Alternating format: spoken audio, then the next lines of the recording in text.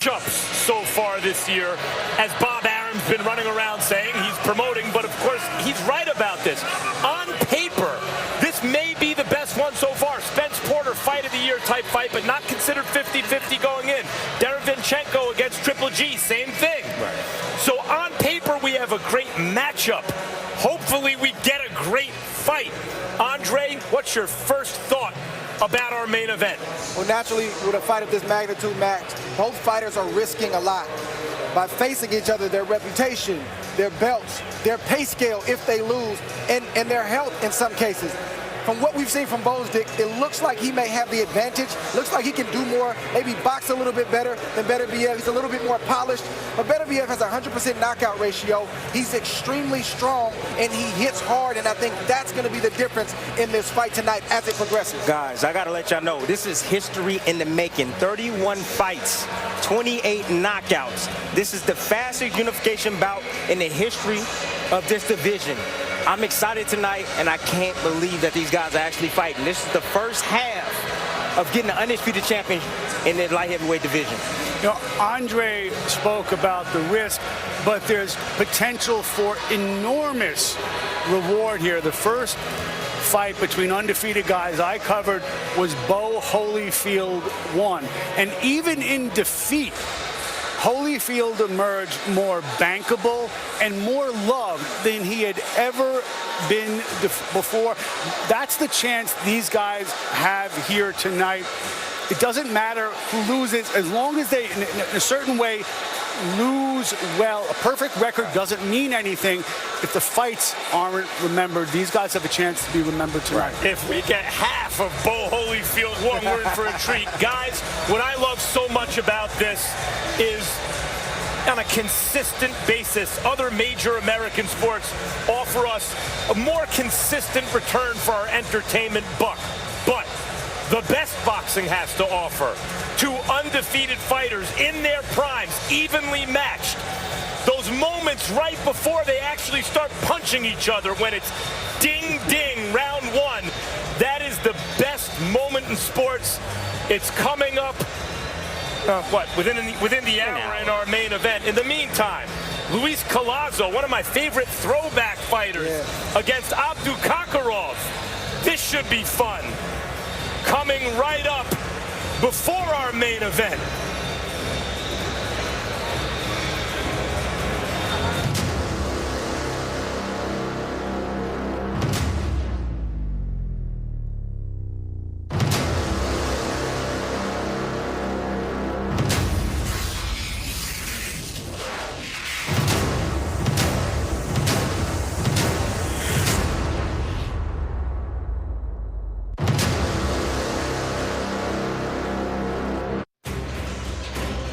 Philadelphia, home to Top-Ranked Boxing on ESPN tonight, as we'll be working our way towards the light heavyweight world championship unification bout.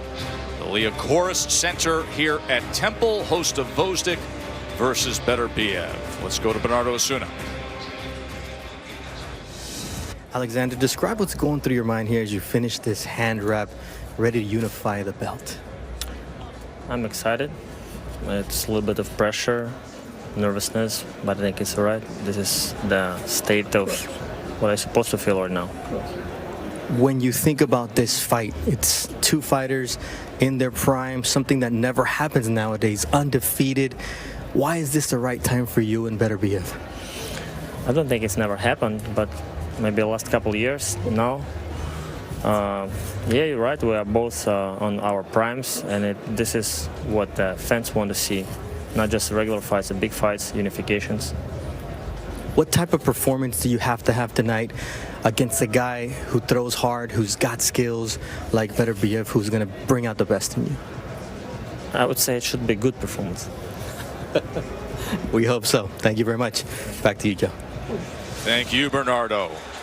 The Liacouras Center, we said, what a perfect city to have this kind of fight being. You think of Philadelphia, you think of so many great Philly wars through the years, but also a city that has produced light heavyweight champions. And now you get a Ukrainian based out of Oxnard and a Russian based out of Montreal fighting in front of one of the great Philly legends tonight, among The boxing dignitary sitting ringside is the sartorial splendor of Bernard Hopkins, one of the greatest to ever do it inside the ropes. We have live fight action when we return. The timeless Louis Collazo in action when we come back for welterweight fight. It's that kind of night when you see Vasily Lomachenko, the pound-for-pound #1 fighter in the world, sitting dead center ringside next to the Hall of Fame promoter Bob Arum. Jesse Hart, Philadelphia's very own. He has made the move to light heavyweight after his run to be a world title challenger at 168 pounds. So this fight that he'll be watching tonight is vitally important. There is Teofimo Lopez, the IBF's #1 contender at lightweight on December 14th. He's going to be in Madison Square Garden going after a title. Big Baby Miller. Ooh, what a scowl there from Jarrell Miller, who has 4 knockouts in his last 5 fights. He is anxious to get back to action after the headlines he made this year. We will see how things play out in the heavyweight division with this guy sitting atop it, the Gypsy King, the lineal heavyweight champion of the world, Tyson Fury, who will be the guest commentator alongside Andre Ward and Timothy Bradley in just a moment as we get set for our first fight of the night, an undefeated welterweight against a former welterweight titleist. And for that, here's Jimmy Lennon Jr. Ladies and gentlemen, good evening and welcome as Bob Arum's Top Rank Incorporated in association with Peltz Boxing presents a big night of action brought to you by Geico. Tonight's action is sanctioned by the Pennsylvania State Athletic Commission. The chairman is Rudy Battle. Introducing to you our 3 judges scoring this bout from ringside. We have James Kinney, Dewey LaRosa, and Steve Weisfeld. All right, fans, here we go. 10 rounds of boxing scheduled in a welterweight special attraction. Introducing to you first on my right, fighting out of the blue corner, entering the ring wearing white trunks with red and blue trim. Hailing from Brooklyn, New York, he weighed in at 146.4 pounds. With a record of 39 wins, 7 losses, he has 20 wins coming by way of knockout. Ladies and gentlemen, please welcome the respected veteran of 5 world title appearances. Here is the former WBA welterweight champion of the world, introducing Luis God's Way Collazo. And his opponent across the ring, fighting out of the red corner, wearing gray trunks with black trim, joining us from Korgontepe, Uzbekistan. He weighed in at 147.1 pounds. A 4-time national amateur champion. He is undefeated in his campaign in the professional ranks with a record of 16 wins, no losses, 9 wins coming by way of knockout. Ladies and gentlemen, he is ranked the IBF #1 welterweight world contender. He is known as the Punisher. Introducing Kudratulo Abdukakhorov. And introducing a referee in charge, now to give instructions, Benji Esteves. Okay, man, you both receive your instructions. Give me a clean match. Obey my commands at all times. And most importantly, protect yourself at all times. Touch him up. Good luck. So here we go with Abdukakhorov against Collazo. Now, guys, obviously the 3 of us have been watching Louis Collazo go about his business for many, many years. 39 wins into his career. 38-year-old former WBA welterweight champion, a title he won in April of 2005.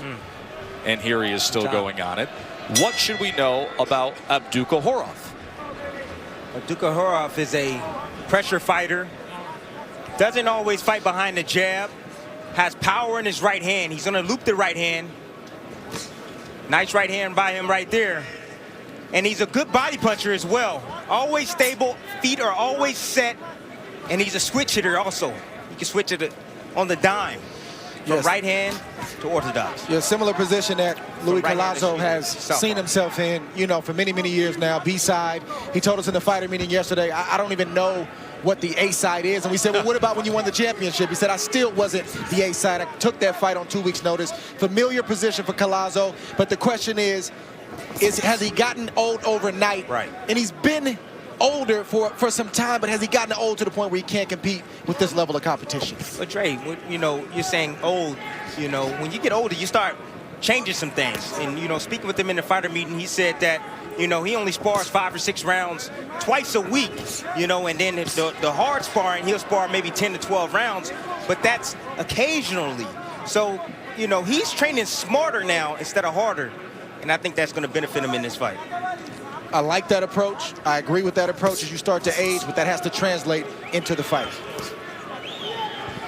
Ooh. Oh, there's a left hand that comes in from Abdukhorov.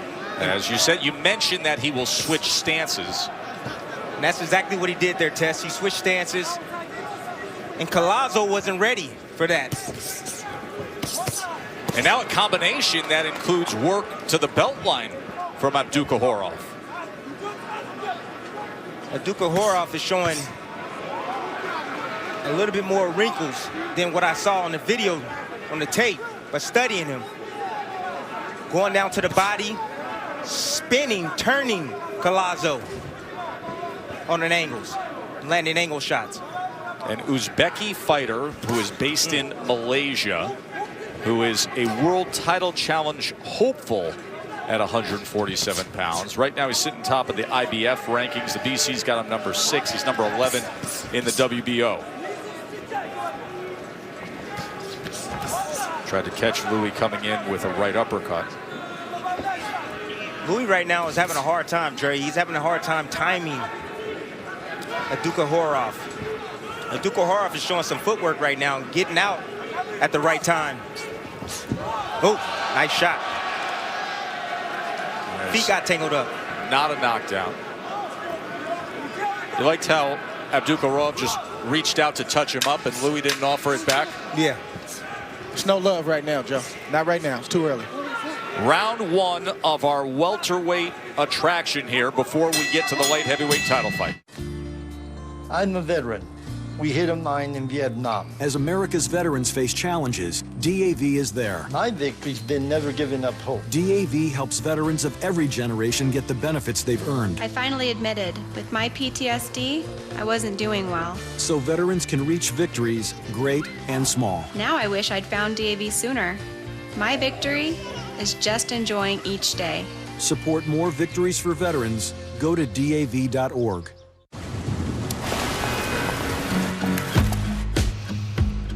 A hard 20 after a hard day isn't for everyone. Waking up before the sun isn't for everyone. No, Peloton isn't for everyone. Let's go. But at $58 a month, Don't give up. Come on. it's for anyone who wants it.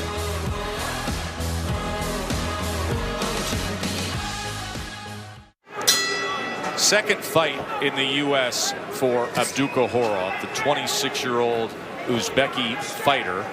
He was here in Philly on March 30th, and he took on a Japanese contender named Keiti Obara, and he won a 12-round unanimous decision there. That was when we were here to see Gvozdyk as well. Gvozdyk fought Ngumbo that night, and that was a fight that was cut short with an injury to Gvozdyk's opponent. So now here he is back in action against a bigger, more established name, at least a more familiar name compared to the Japanese opponent he fought in Collazo. And he got the best of the 38-year-old early on. Round number 2 here scheduled for 10. Abdukhorov said he's not a big puncher and he's not known to be a big puncher, but he's landed some heavy shots in this first round and a half. Even the shots that he misses against Collazo like that, like the one that hit the arm, you can hear the thudding punch. He has good power in that right hand. I just like the fact that he's always set the punch. He's always in a good position. I'm talking about Abdukhorov to be able to land those power shots.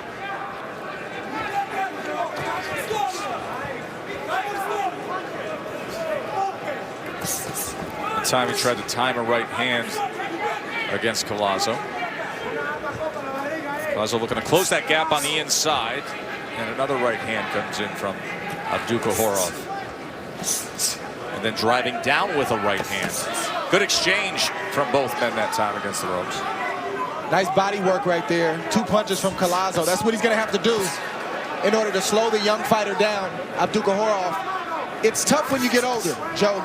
You got to find another way to do it because you don't match up punch for punch, speed for speed with the younger fighters like you used to.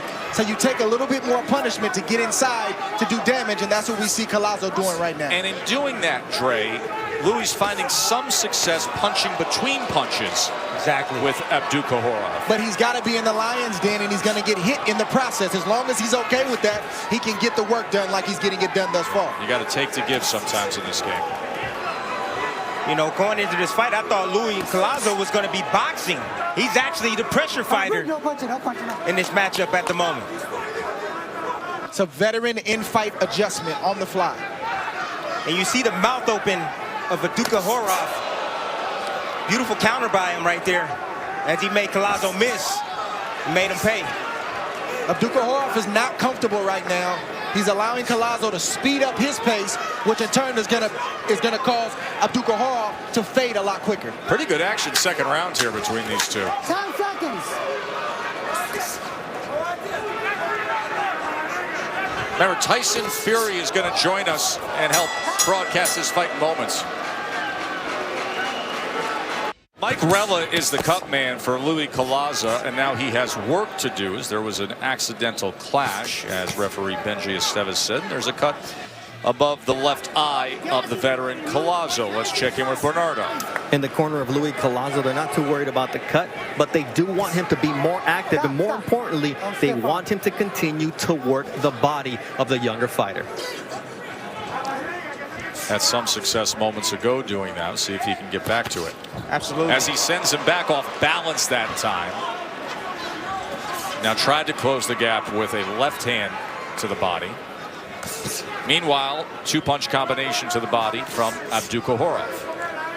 Collazo has a cut over the left eye. Doesn't seem to be very bad right now, but that's normal practice in a Louis Collazo fight, especially on the back end of his career with all the scar tissue that he has around both eyes. Collazo right now is trying to force the fight out of Abdukhorov. You know, he's trying to press the gas tank. He's trying to force him back. He's trying to make him panic. He's trying to gas him out. His fight's going to take place in the second half of this fight for Collazo. 7 times in the career of Collazo now, he's had a cut above the eye. 4 times over the right eye. Now 3 times over the left eye. That's what happened in the last fight as well, as he gets a rise from the crowd. The adjustment that Collazo made, Tim, is what you said earlier. He's putting pressure on the younger fighter. He's making him fight harder than he wants to fight. He's taking the shots of Abdukhorov, and he's landing his own shots, not only to the head, but also to the body. And right now, the young fighter's starting to slowly wilt. Confidently walking straight into the kitchen, too. That's right. Being a veteran fighter, you don't feel any power. You're going to walk through all that fire. Lands a left hand that time as he got to the inside. And a veteran tactic from Collazo. He's not wasting any energy when he goes to Abdukhorov. He's walking to him. He's not on his toes. He's not bouncing. He's preserving his energy for the exchanges that you see along the ropes right here. And he's looking at time. Abdukhorov. Ooh, nice left hook by Abdukhorov right there. And a nice exit. But Collazo don't seem phased at all. He's willing to go through fire because he told us that he wants to be champion again.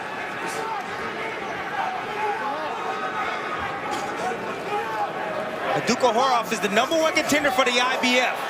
A win here will give him his place to possibly fight for the IBF Championship of the World.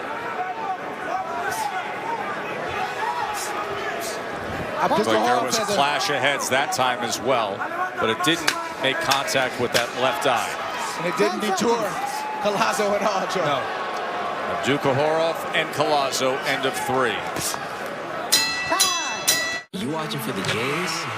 Or are you watching for these Jays? You watching for the dynamic duos? Or are you watching for the MVPs? Celtics, Sixers, Nuggets, Blazers. Wednesday on ESPN. All for all. Shishito, burrito, raw kifo, fried shiso, French fry, iced chives, pad thai, baked pie, pap stack, taco pack, lobster mac, baby back, pork chop, soda pop, kebab, sour top, hot pot, hungry now. Noodle soup, cantaloupe, ice cream scoop, whipped cream, blue dumpling, chicken wing, Peking, and those crispy onion rings. We are America's Kitchen. DoorDash, every flavor welcome. Alexander Gvozdyk and the Hall of Fame trainer Teddy Atlas. Final moments before they have the unification bout against Artur Beterbiev, the 14-0 IBF light heavyweight champion, 14 knockouts. So you think about these two guys getting together at this stage of their career, and you see there 31 combined fights. They are wasting no time in their careers of saying, let's get after it. Let's do this. They're primed. They're ready. They had long amateur careers. And in their early 30s, why not? So that is coming up in moments. The WBC, IBF, and lineal light heavyweight world championship fight should be spectacular. Round number 4 of a fight that just took a turn with the veteran Louis Collazo figuring things out against Abdukohorov, walking straight through into the pocket and able to apply pressure after a first round when Abdukohorov landed a good left hand, switching stances, and Louis had a little bit of trouble. And Abdukohorov landed a right hand at the beginning of the round that buzzed Collazo, got his attention. Abdukohorov has landed 59 punches to Collazo's 37. One of the areas where I don't see Abdukohorov throwing is the body. If you want to slow down Collazo and keep a fighter off of you, you have to dig down to the body of your opponent to slow him down. That's not his game, Tim. He wasn't taught like that. We haven't seen that in any of his previous fights, and there's nothing that leads me to believe that he's going to start hitting to the body tonight. Well, in the fighter meeting, he told us that the body was the most important thing in this fight. Why is he not throwing down there? Why is he not throwing down there? It's not his comfort zone. He likes you outside. He wants comfort. And that's what I don't like about what Abdukohorov is doing right now. He's allowing the veteran fighter to dictate. When Collazo wants to rest, he's allowed to rest. When he wants to fight, Abdukohorov engages. Abdukohorov needs to step to Collazo and make the older fighter fight faster than he wants to fight.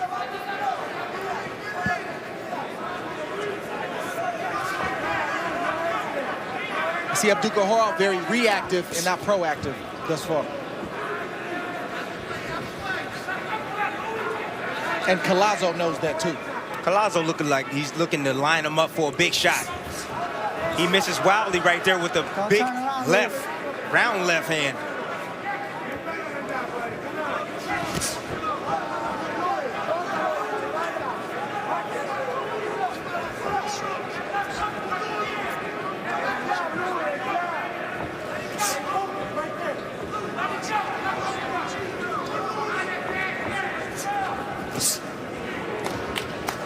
Too deliberate of a right hand. And now Louis comes right back at him. Trying to work behind that jab. Couldn't send the left hand with it. High above the Liacouras Center here in Philly.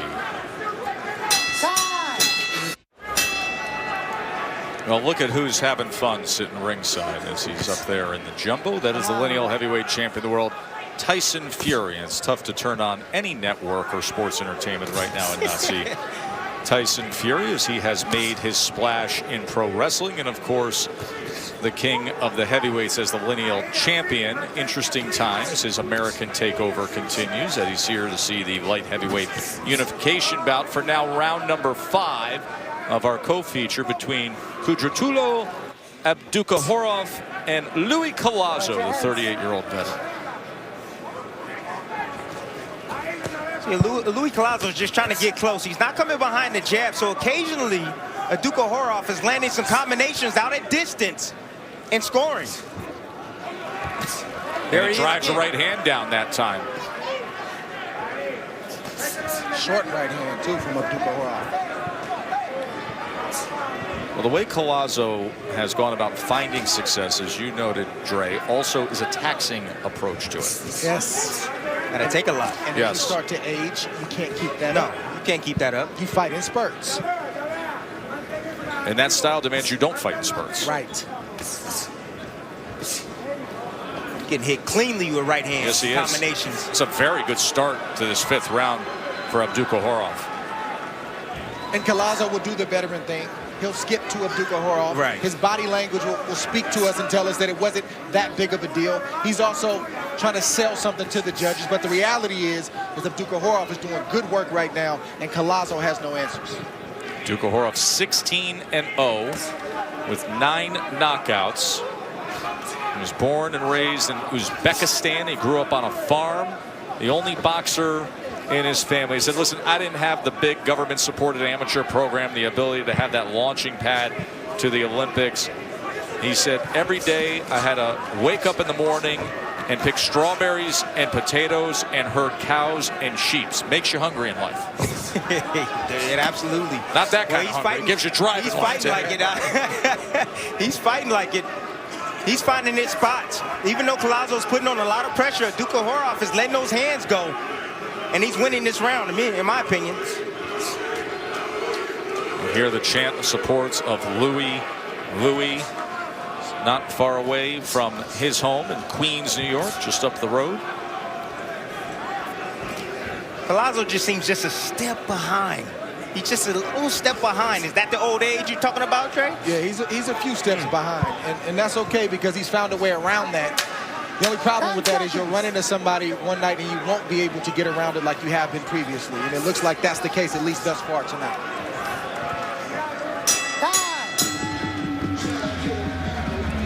Well, early on, we noted the good work from Abdukohorov as he switched stances and was able to land that left hand. In the opening round, this is where he had success. Collazo would come back in the 2nd round and really punch between punches and move forward against Abdukohorov. There was an accidental clash of heads that opened up a cut above the left eye. What is your takeaway to this point, Tim? Right now, it just seems like Collazo is kind of withering away. You know, I would say the earlier rounds, he really, poured on a lot of punches, going down to the body of Abdukohorov, but now kind of gassing out, and Abdukohorov is maintaining, staying focused, using good movement, throwing his combinations, and doing what he has to do to win these rounds.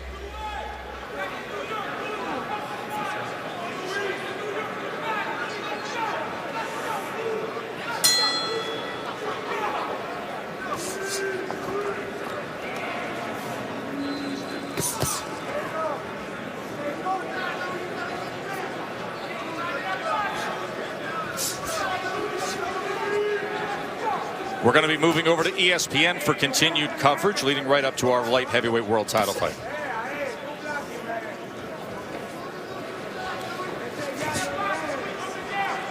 We welcome you to Philadelphia, everybody. Joe Tessitore and the guys here for Top Rank Boxing on ESPN. We are in the midst of our welterweight co-feature bout, including the 16-0 Kudratullo Abdukohorov against the former champion, now at 38 years old, Louis Collazo, still going at it, trying to climb the mountain again. But what this night is all about is what is set to come, and that is boxing rarity, as we have a unification fight between 2 undefeated light heavyweights. The first time in boxing history that 2 undefeated light heavyweight world champions will unify their title. That is Oleksandr Gvozdyk and Artur Beterbiev set to come your way. And we have celebrities ringside. In fact, the lineal heavyweight champion Tyson Fury is set to join us in a moment to help with this fight.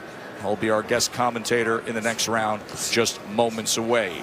Timothy Bradley and Andre Ward ringside with me. Collazo, we have seen plenty through the years, from first winning a title in April of 2005. Abdukohorov comes in 16-0, 9 knockouts, got off to a good start in the first round before the veteran found the key a bit. Yeah, but Abdukohorov is having his way right now. And, going into this fight, I didn't expect this. I thought that Collazo would be the boxer. He can box very well. He's a smart fighter. But right now, he's just walking forward, hands down, not coming behind his jab, not digging down to the body of Abdukohorov. and taking punishment. Yeah, fights are not just about who had the best training camp, who's better on paper, who has the most skill. It's about adjustments. Collazo made an adjustment early in this fight by putting pressure on Abdukahorov, and Abdukahorov made another adjustment. Collazo was yet to make the next adjustment to keep up with Abdukahorov. So Abdukahorov is in the lead. He's boxing well, and he's settled down. I didn't expect this, Dre. I did not expect this at all. Well, you know this can happen. To be boxing. This can happen on any like given night when you have a lot of miles on your odometer. We love Collazo. We've covered a lot of his fights for many, many years. But age loses to no man, and Collazo is up there in age. He put on a great fight 6 months ago in his last fight, but tonight he's looking his age. Yeah, and with that, and things start to go a little bit, we're understanding that he's dealing with an injury to his left bicep here. We'll get an update on that in moments. Going to take a quick break. Tyson Fury joins us when we come back, as SportsCenter will be on ESPN News for you. We welcome you to Philadelphia, everybody. Joe Tessitore and the guys here for Top Rank Boxing on ESPN. We are in the midst of our welterweight co-feature bout, including the 16-0 Kudratulo Abdukahorov against the former champion, now at 38 years old, Louis Collazo, still going at it, trying to climb the mountain again. But what this night is all about is what is set to come, and that is boxing rarity, as we have a unification fight between two undefeated light heavyweights. The first time in boxing history that two undefeated light heavyweight world champions will unify their title. That is Oleksandr Gvozdyk and Artur Beterbiev set to come your way. And we have celebrities ringside. In fact, the lineal heavyweight champion Tyson Fury is set to join us in a moment to help with this fight. He'll be our guest commentator in the next round, just moments away. Timothy Bradley and Andre Ward ringside with me. Collazo, we have seen plenty through the years, from first winning a title in April of 2005. Abdukahorov comes in 16-0, 9 knockouts, got off to a good start in the first round before the veteran found the key a bit. Yeah, but Abdukahorov is having his way right now. And, you know, going into this fight, I didn't expect this. I thought that Collazo would be the boxer. You know, he can box very well. He's a smart fighter. But right now, he's just walking forward, hands down, not coming behind his jab, not digging down to the body of Abdukahorov, and taking punishment. Yeah, fights are not just about who had the best training camp, who's better on paper, who has the most skill. It's about adjustments. Collazo made an adjustment early in this fight by putting pressure on Abdukahorov, and Abdukahorov made another adjustment. Collazo was yet to make the next adjustment to keep up with Abdukahorov. So Abdukahorov is in the lead. He's boxing well, and he's settled down. I didn't expect this, Dre. I did not expect this at all. Well, you know this can happen. To be boxing. This can happen on any like given night when you have a lot of miles on your odometer. We love Collazo. We've covered a lot of his fights for many, many years. But age loses to no man, and Collazo is up there in age. He put on a great fight 6 months ago in his last fight, but tonight he's looking his age. Yeah, and with that, and things start to go a little bit, we're understanding that he's dealing with an injury to his left bicep here. We'll get an update on that in moments. Going to take a quick break. Tyson Fury joins us when we come back, as SportsCenter will be on ESPN News for you. Today's Best Western? What does that mean?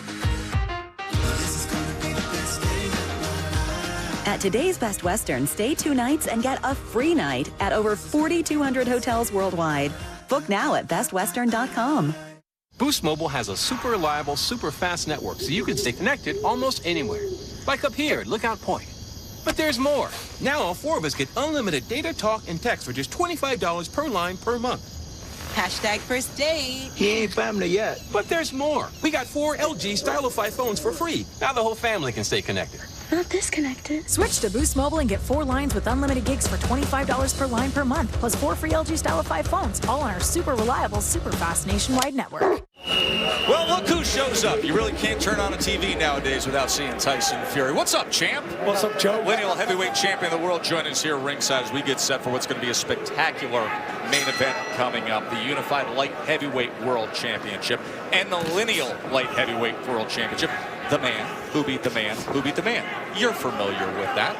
Help us out here, round number 7, as we take a look at the former champ, Louis Collazo, who is dealing with a bit of pain and strain with that left bicep against Abdukohorov, the 26-year-old 16-0 fighter from Uzbekistan. Good to have you with us. Thank you very much, Joe. Yeah, from what I've seen from ringside, Abduko started very strong, and Collazo took a lot of his pressure early on. Collazo came back into the fight quite a bit, and I think now he's starting to ease back himself a bit, slipping the shots and not countering. But an all-action fight, great to watch.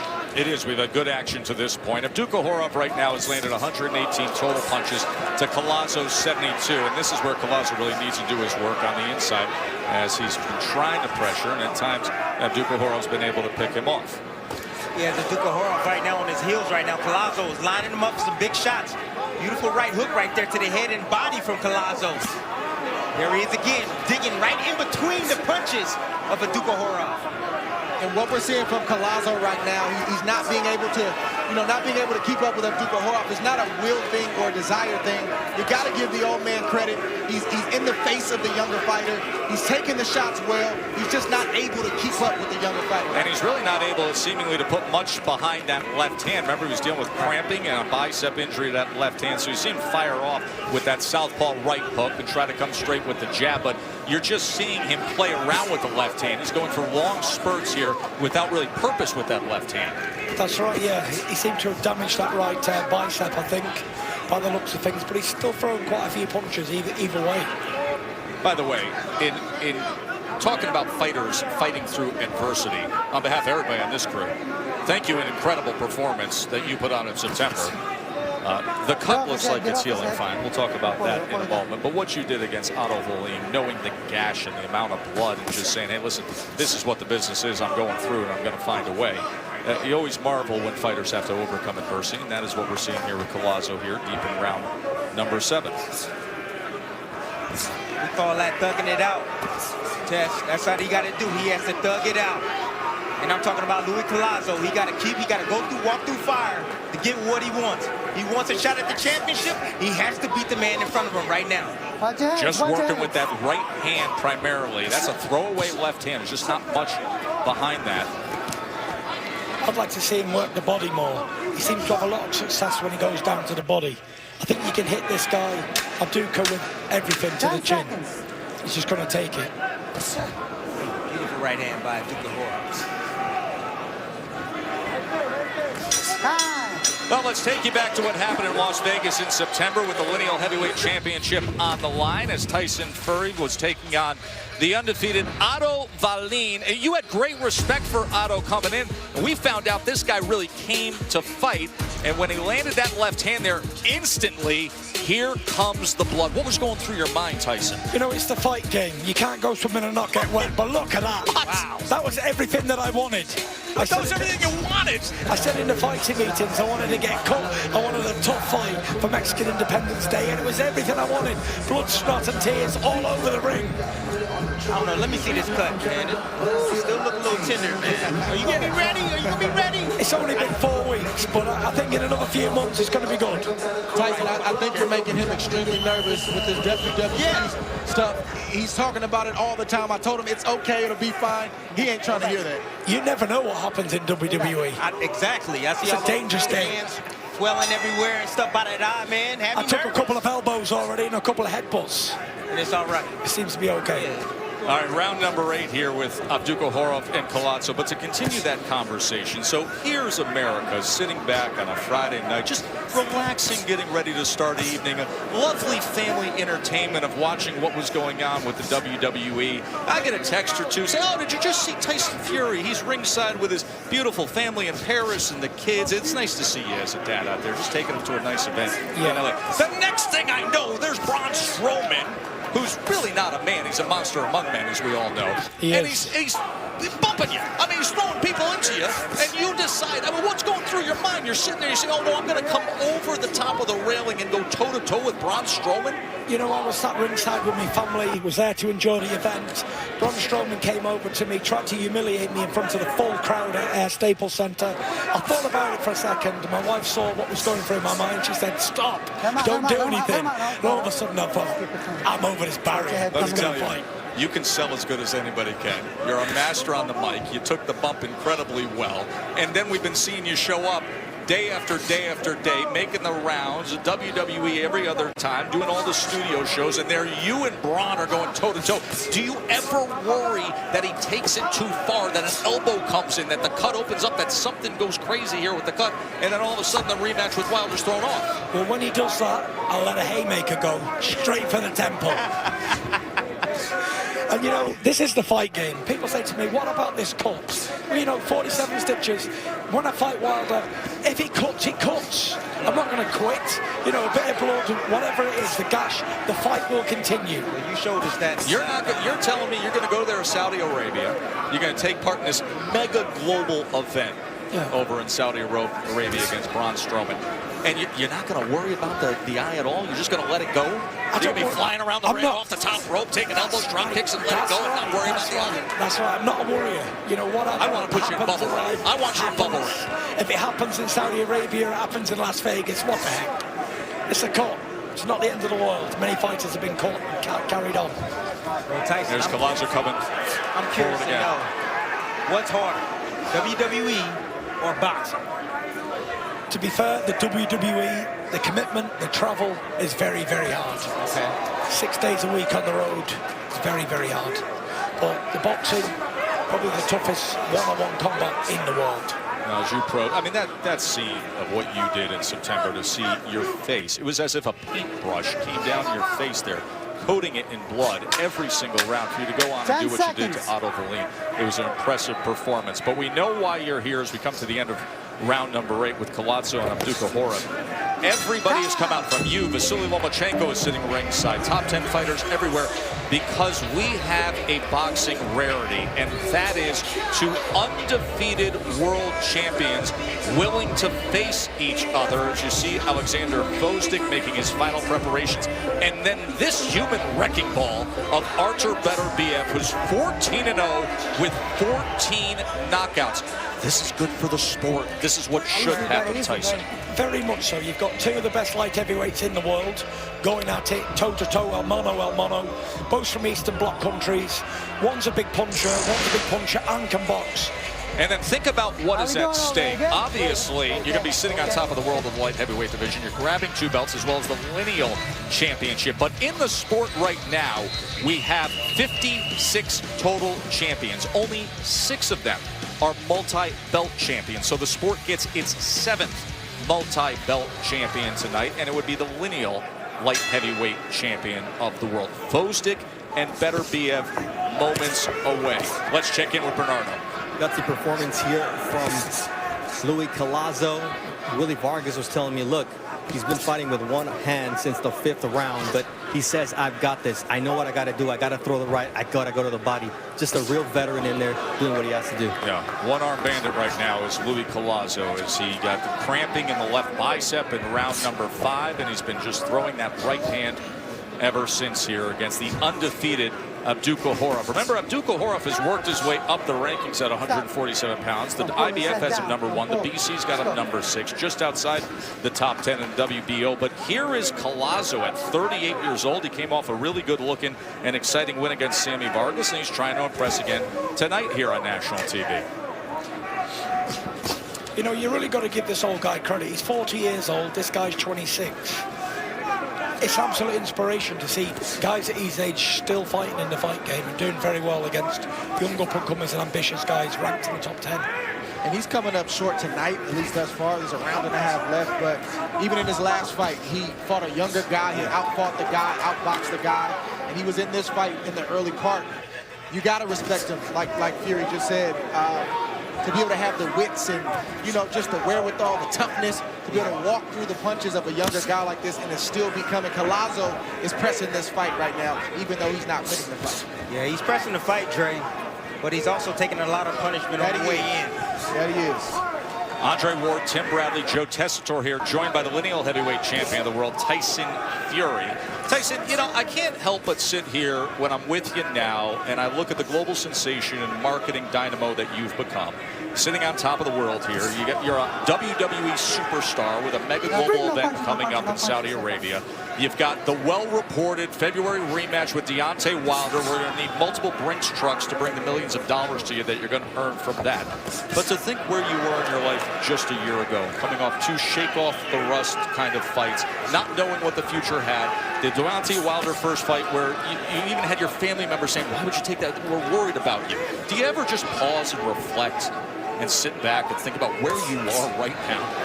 Yeah, you know, I was only just thinking about this today. What a difference a year can make. Like you say, only a year ago I was in such a terrible place, so heavy, so out of shape, mentally unwell. I didn't really know where I was going to go. And if I look at myself today, I've had 2 great wins in Las Vegas. 2 great wins in Las Vegas. Yeah, back ranked at #1 on Ring Magazine. Against height-relatable guys that'll serve you well come this winter. 100%. I got a good 12 rounds in going into the Wilder fight in February. Well, you got business to take care of against Braun Strowman. That's going to be fun. We thank you for visiting. Enjoy the big fight coming up. Tyson Fury. God bless. Bye-bye. For the 10th and final round between Abdukhorov and Louis Collazo. And Louis Collazo's trainer, Willie Vargas, just said to him before he got off the stool to go out for this 10th round. At 38 years old, he turns to his charge and said, who wants to be the world champ? And they've been massaging that left arm since the 5th round on. There are the total punches thrown and connected. Look at the punch totals that you see there. Collazo probably the more effective work, but Abdukhorov has had his moments, but what a gutty performance by the veteran at 38 years old to fight basically without the use of his left hand for half of this fight. Yeah, much respect to Collazo again. I can't say it enough. An elder statesman in this game, someone we've looked up to, someone we've watched for many, many years, have a lot of respect for. And he's coming up short tonight. Good right hook right there from Collazo. He threw the hurt left hand right there.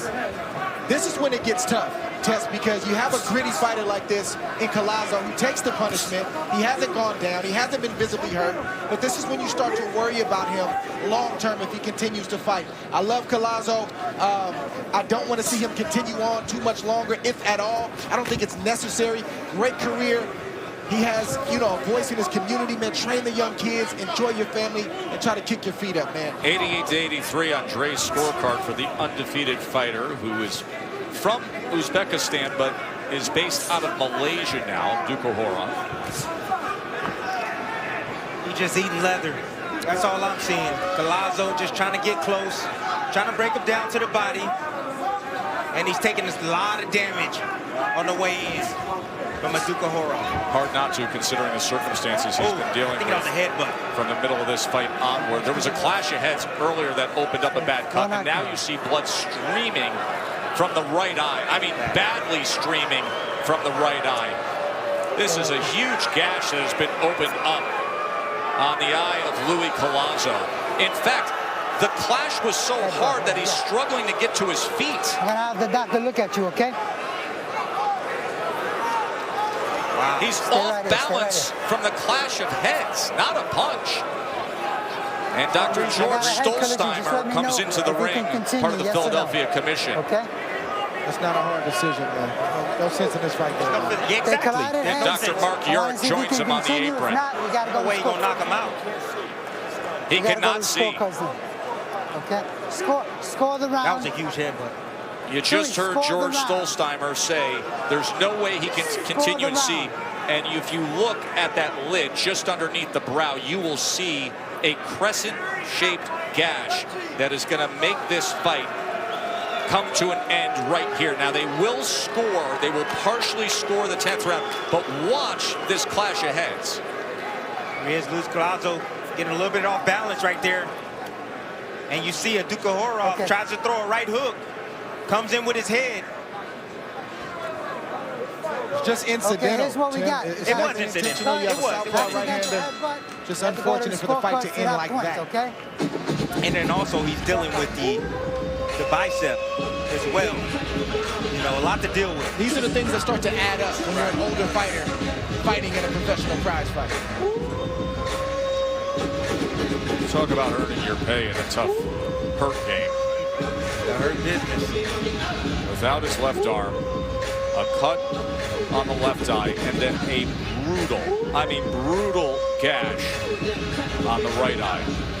This is why I say boxing is the ultimate gladiator sport, because we don't get to go back in the locker room and get any injections or get any kind of stitches in the eye.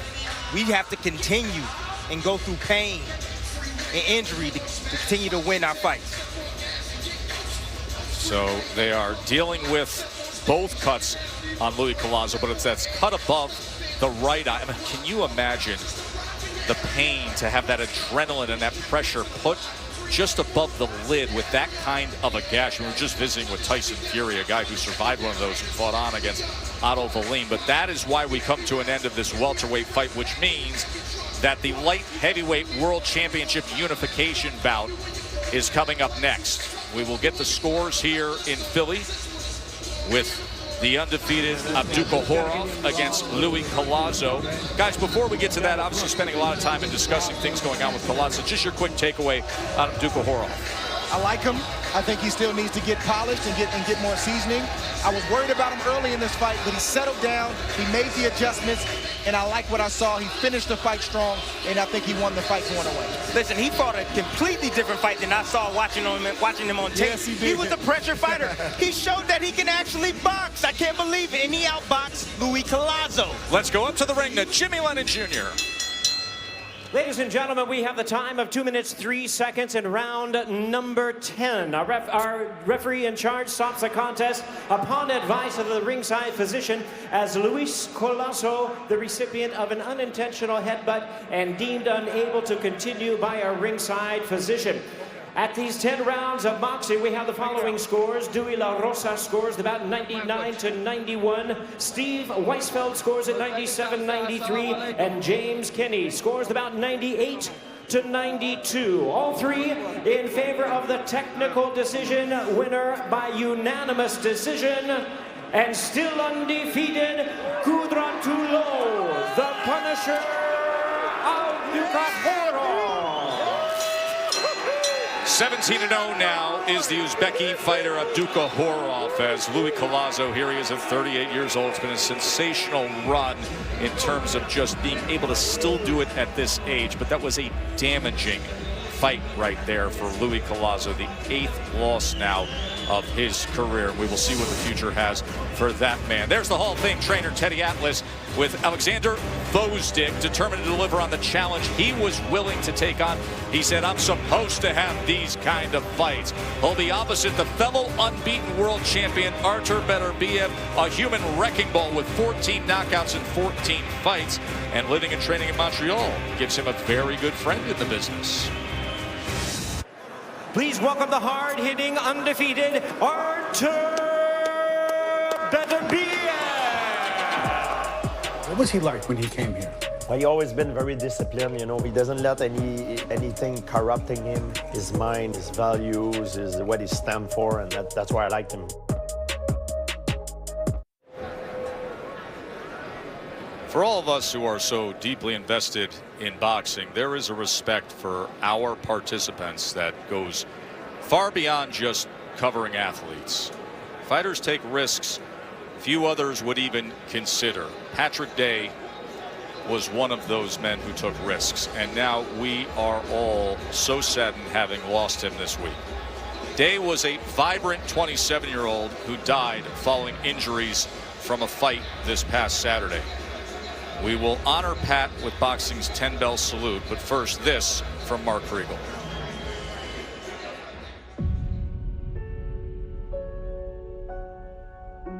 Patrick Day wasn't your typical boxing story. His father was a physician, his mother a translator at the UN. But he had more than a college education, more than amateur titles, or professional victories. He had a sparkle. He had insight. Pat Day knew he had options. Boxing wasn't what he needed. It's what he loved. Since he was 14, when he walked across the street, started hitting the heavy bag in a neighbor's garage. Every day in this life that God blesses me with, I'm just getting stronger and getting wiser.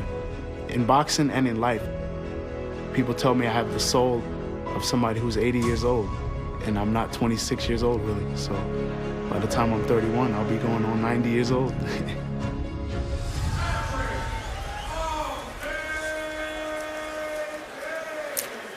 On Monday, his neighbor and trainer, a retired firefighter named Joe Higgins, shuttered their home base, the Freeport PAL. This is the cycle in boxing. We mourn, we question, and then we return. Most of us. Some of us just can't do it anymore.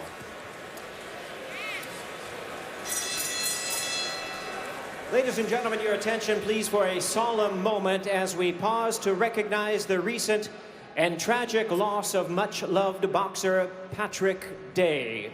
A super welterweight contender, he captured the WBC Continental Americas title, but moreover, he captured the hearts of so many with his unparalleled, generous, and endearing spirit.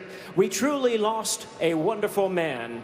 At this time, ladies and gentlemen, please rise and remain silent as our timekeeper tolls 10 in honor of the fallen Patrick Day.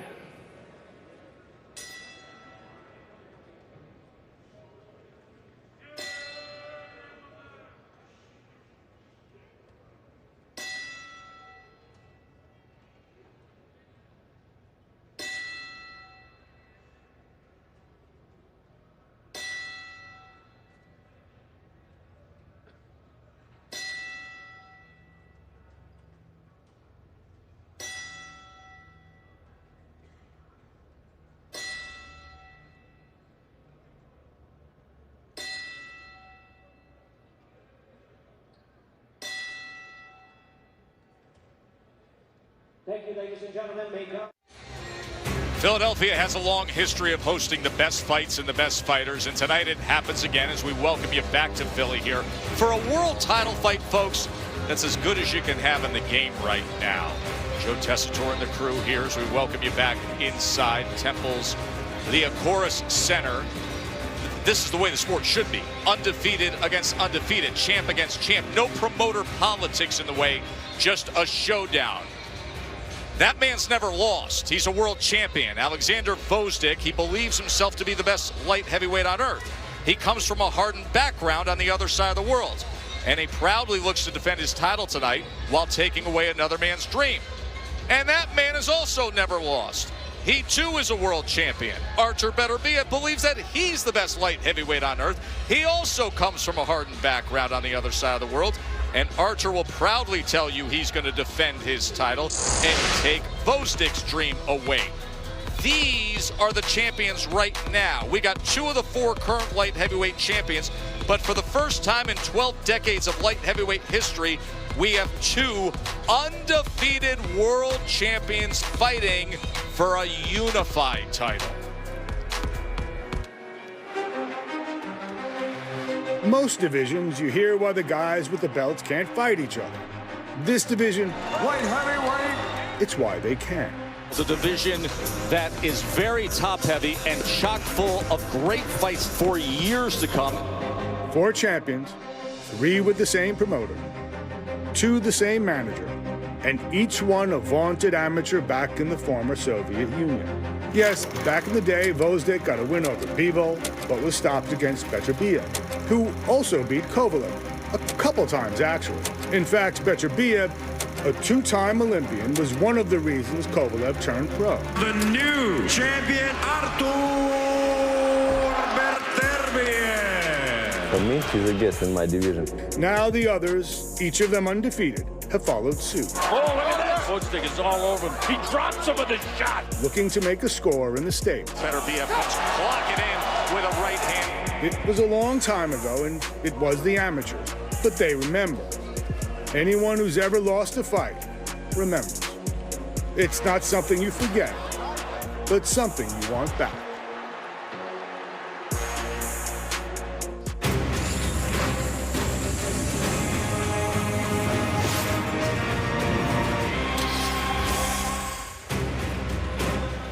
Glad you're with us here from Philly. Top-ranked boxing on ESPN. If ever there was a fight town worthy of a fight like this, it's Philly. Moments away from the light heavyweight unification bout. And let's show you the battle of the unbeatens. And remember, With Gvozdyk and Beterbiev, you're dealing with in their prime, willing to fight each other world champions. And isn't that perfect? As you will see, the glossy records coming your way with 28 knockouts combined in just 31 total fights. Of course, Beterbiev's 14 for 14 and getting rid of his opponents. And then you look through the CompuBox stats and you realize we're going to have offense tonight. For the rest of the story, before we have the much anticipated ring walks, let's go to our host, Max Kellerman.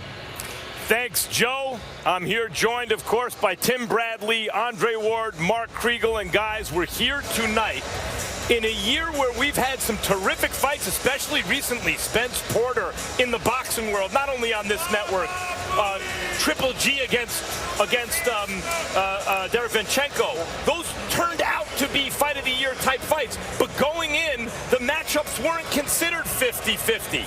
This matchup on paper is difficult to say who wins, but they're both undefeated champions, as we've been repeatedly pointing out. Andre, let's start with you. What is your top-line thought about tonight's main event? Well, the first thing that jumps out at me with a fight of this magnitude is risk. Both fighters are risking a lot. Their reputation, their championships, their pay scale, and in some cases their health. On paper, Gvozdyk looks like he has the advantage, like he can do more. He can box a little bit better than Beterbiev. He may be more polished. But then you look at Beterbiev, who has a 100% knockout ratio. This guy is extremely strong, hits extremely hard, and he's tenacious in the ring. He comes to seek and destroy, and I think that's going to be the difference in this fight tonight. Yeah, for me, I just think this is history in the making. I love the fact that these two guys are fighting. You know, we haven't gotten a light heavyweight championship, you know, in this magnitude, a unification bout in a long time. This is the fastest it's been done. 31 fights between the two guys, 28 knockouts between the two guys. I'm not sure if this fight goes the distance.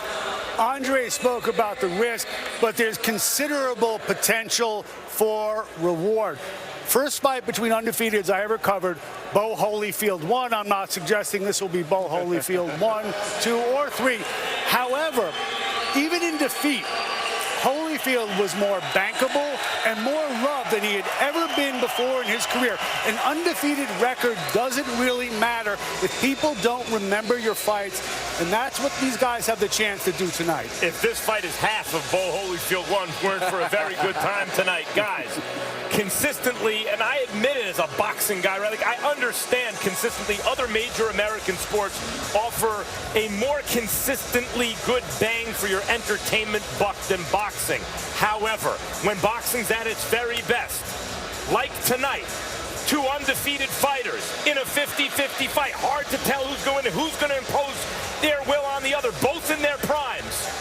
Those moments right before the opening bell, and then you hear ding, ding. Those are the best moments in sports. It does not get better than boxing when boxing's at its best.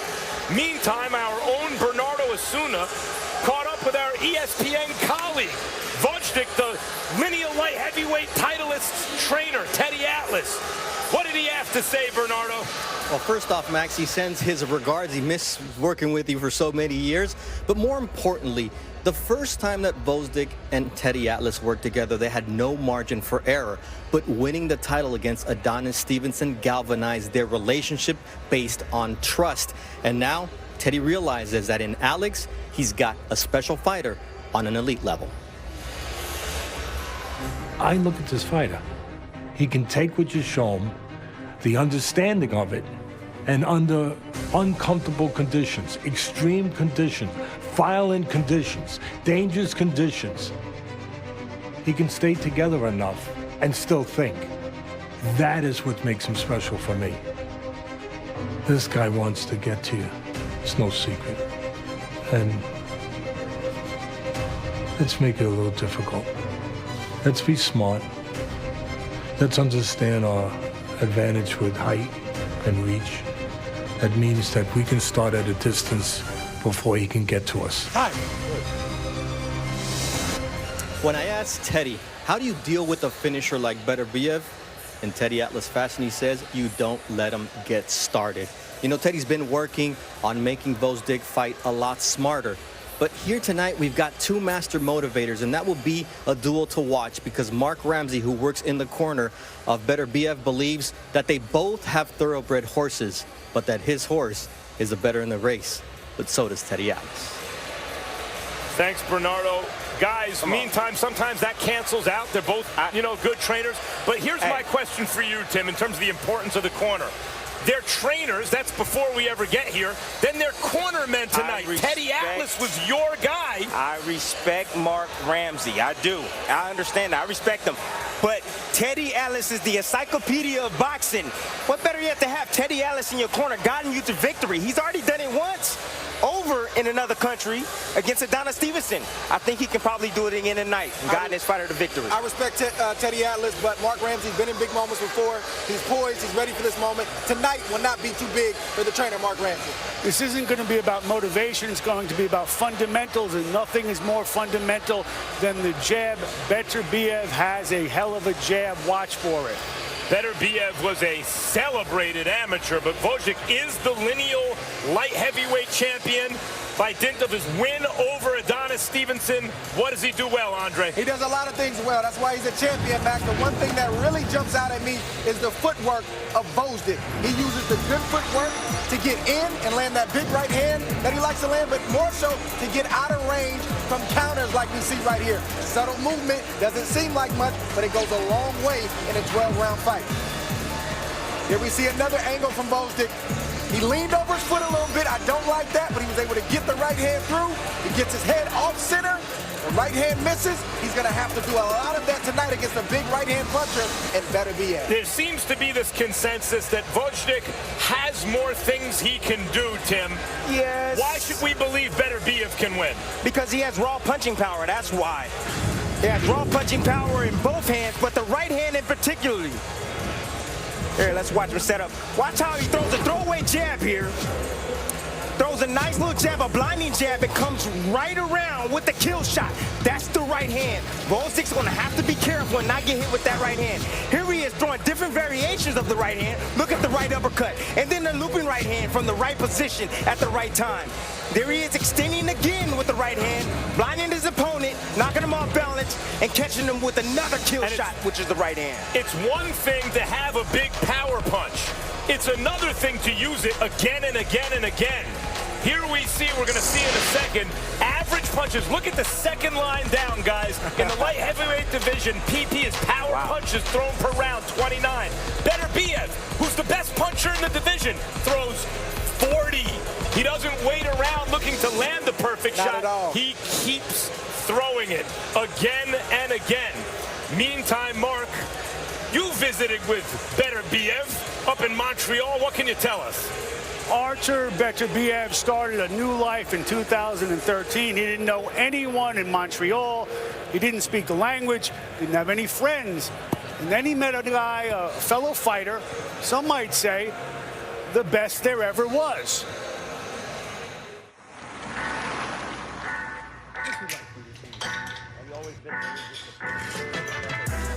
Look at this, there's a lot of talent in front of me. I feel like I can go anywhere and be protected now. How did you meet? I first met Artur. He couldn't speak English, so he had a friend that was translating the conversation. Did he help you learn English? Of course he helped me. When I call him or something, we talk now, you know. He don't understand something, you know. Can you speak French? No. No? Je parle français. Ah, there we go, there we go, there we go. We're together in the gym. I'm with the champ. Yeah, Artur Beterbiev, the man right here. I'm with the champ. You're Chechen. You're from Canada, MMA, boxing. Why did you connect? Fighters, we had a lot of things in common. You know about the art of war, the spirit, the mental of the game is pretty similar. So I think we developed over time some kind of camaraderie towards each other. That's why I like him. Please welcome the hard-hitting, undefeated Artur Beterbiev. What's his greatest asset as a fighter? He put an incredible pressure, and it's a pressure that makes his opponent become claustrophobic. They panic, they don't know what to do. Who told you that? when I see him fight. I see it too. When I see him fight, sometimes I see his opponent in the eyes. They feel him. They know what's gonna happen.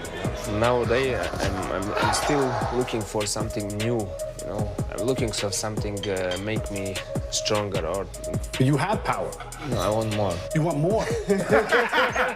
You want to be like Thor with the hammer. It's too much power, Artur. The universe will explode. That can't happen. And this fight is over. Beterbiev retains his title with a 5th-round TKO. Artur has an incredible discipline of life, you know, like he's obviously his religion too. He's very disciplined, you know, like no alcohol. He doesn't party. He's a happy man with the simple pleasure of life, and that's what I admire on him. You guys work out together at all? We work in the same place, but never work out with each other. Never spar? No, spar. I don't like spar with friends, you know. You think your friend is retired, really, in his heart? No. You don't? No, I don't think. He do training every day, you know. It's not really retired, you know. The word retirement doesn't mean anything right now. If the right fight came along? If the right fight came along, they know where to find me. We tried to make the right fight, but it didn't work. That would be Khabib? Yes. Would you come back for Khabib? It depends. If everything is aligned, contractually everything is good, as we speak now, yes, I would. What would you need to retire? For you to say, okay, I got enough. I got what I wanted. What would it take? Well, I think it's goal, I think so. It's 4 belts. 4 belts. 4 belts. You're 34. You're going to be 35. You don't think I'm getting older? You know, I don't care about time. I'm just, if I feel good, that's it. Artur is like wine. He's getting better with time, you know? Yes. He's not getting older, he's getting better. This wasn't just about camaraderie. When Beterbiev was having promotional problems, it was GSP who had led in noble, if ill-fated effort to unionize MMA fighters, put him in touch with his manager, Philippe Lepage, and got him some representation when he needed it most. All right, guys, now we're getting to it. Tim, Gvozdyk is the lineal champ. He's the man who beat the man. He is the more versatile fighter. And he has your guy, Teddy Atlas, our colleague, but your former trainer, in his corner. Who you got? All right, man, real quick. At first, I was going with Beterbiev. You switching up? I'm switching up. Oh, man. I'm going. I had to do this to you. I had to do it to you, Dre. I'm going with Gvozdyk because of Teddy Atlas. I believe Teddy Atlas is going to guide his man to victory tonight. If he follows instructions, he's a taller, more rangier fighter. He's going to catch Beterbiev. As he's coming in, he's going to make him pay for that real estate. Anytime he gets close, he's going to make him pay, baby. Andre, who's going to win? I knew Teddy was going to be the tipping point for you. I like both guys. Both got big right hands. Both are champions. Both are strong. I'm going with the IBF champion, Artur Beterbiev. Why? Strength, tenacity, and power. Mark? Beterbiev late. Guys, Beterbiev's a force of nature. Gvozdyk is the man who's going to try to tame it, to appropriate and misuse. I like nature over nurture. Beterbiev, let's see, coming up.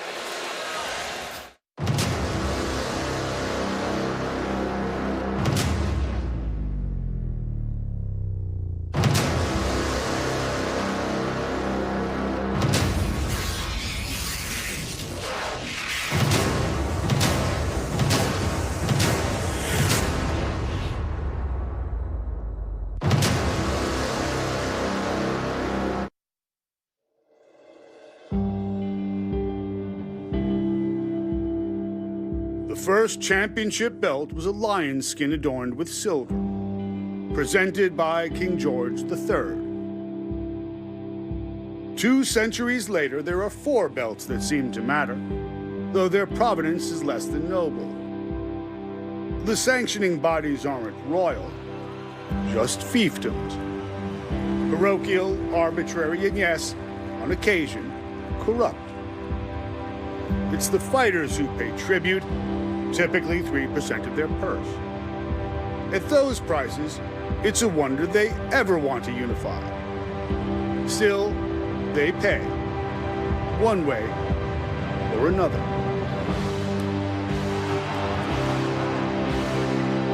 It's not the belts themselves, but the idea that's iconic. Boxers are different than ball players, though. Their combat isn't metaphorical. There's no game. The belt isn't merely what they need, but for some, what they're willing to die for. I'm an ambitious person, and when you get your first achievement, you're supposed to look for another one, or life becoming boring. The title it proclaims, the respect it confers, the validation. When you have one belt, I'm thinking about another one. Maybe I'm a good boxer one day if I have another belt and another belt and another one. 3% is the least of it. Fighters pay in blood. And that is a king's ransom.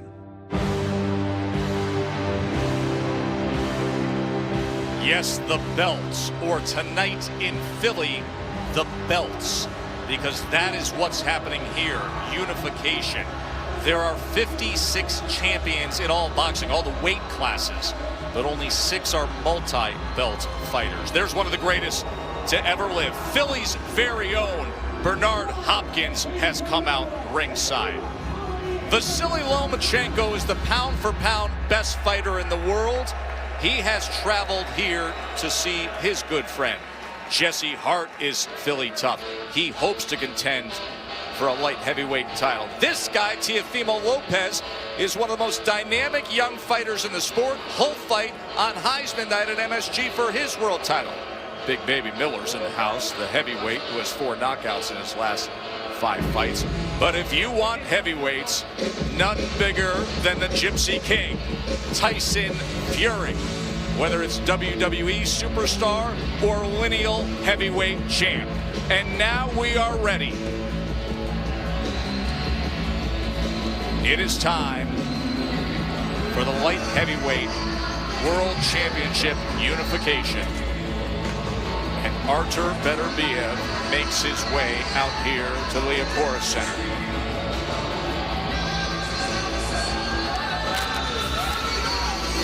Born in Russia, but based out of Montreal now. Comes from a family that struggled at times, but they encouraged him to make his way to boxing.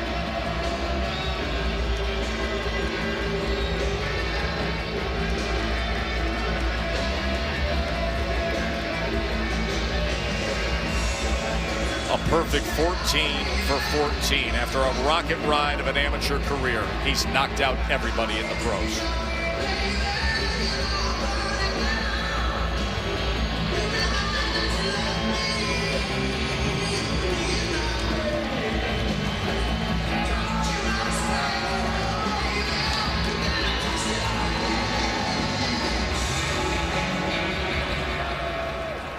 Saw Vasily Lomachenko moments ago. You know, the recent Olympians from Ukraine have turned out to be some of the very best fighters that boxing has seen generationally, and here's one of them, Oleksandr Gvozdyk, the Nail.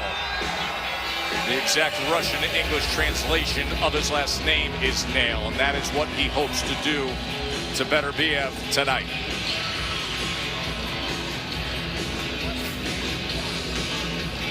Possesses elite skill.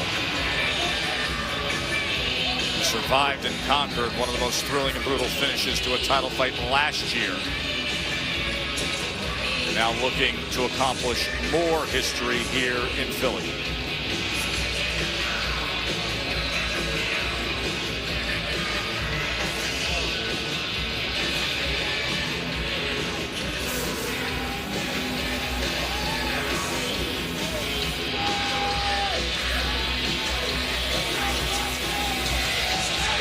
The IBF light heavyweight champ in the ring, while the WBC and lineal light heavyweight champ makes his way to the ring. Undefeated light heavyweight world champions face to face.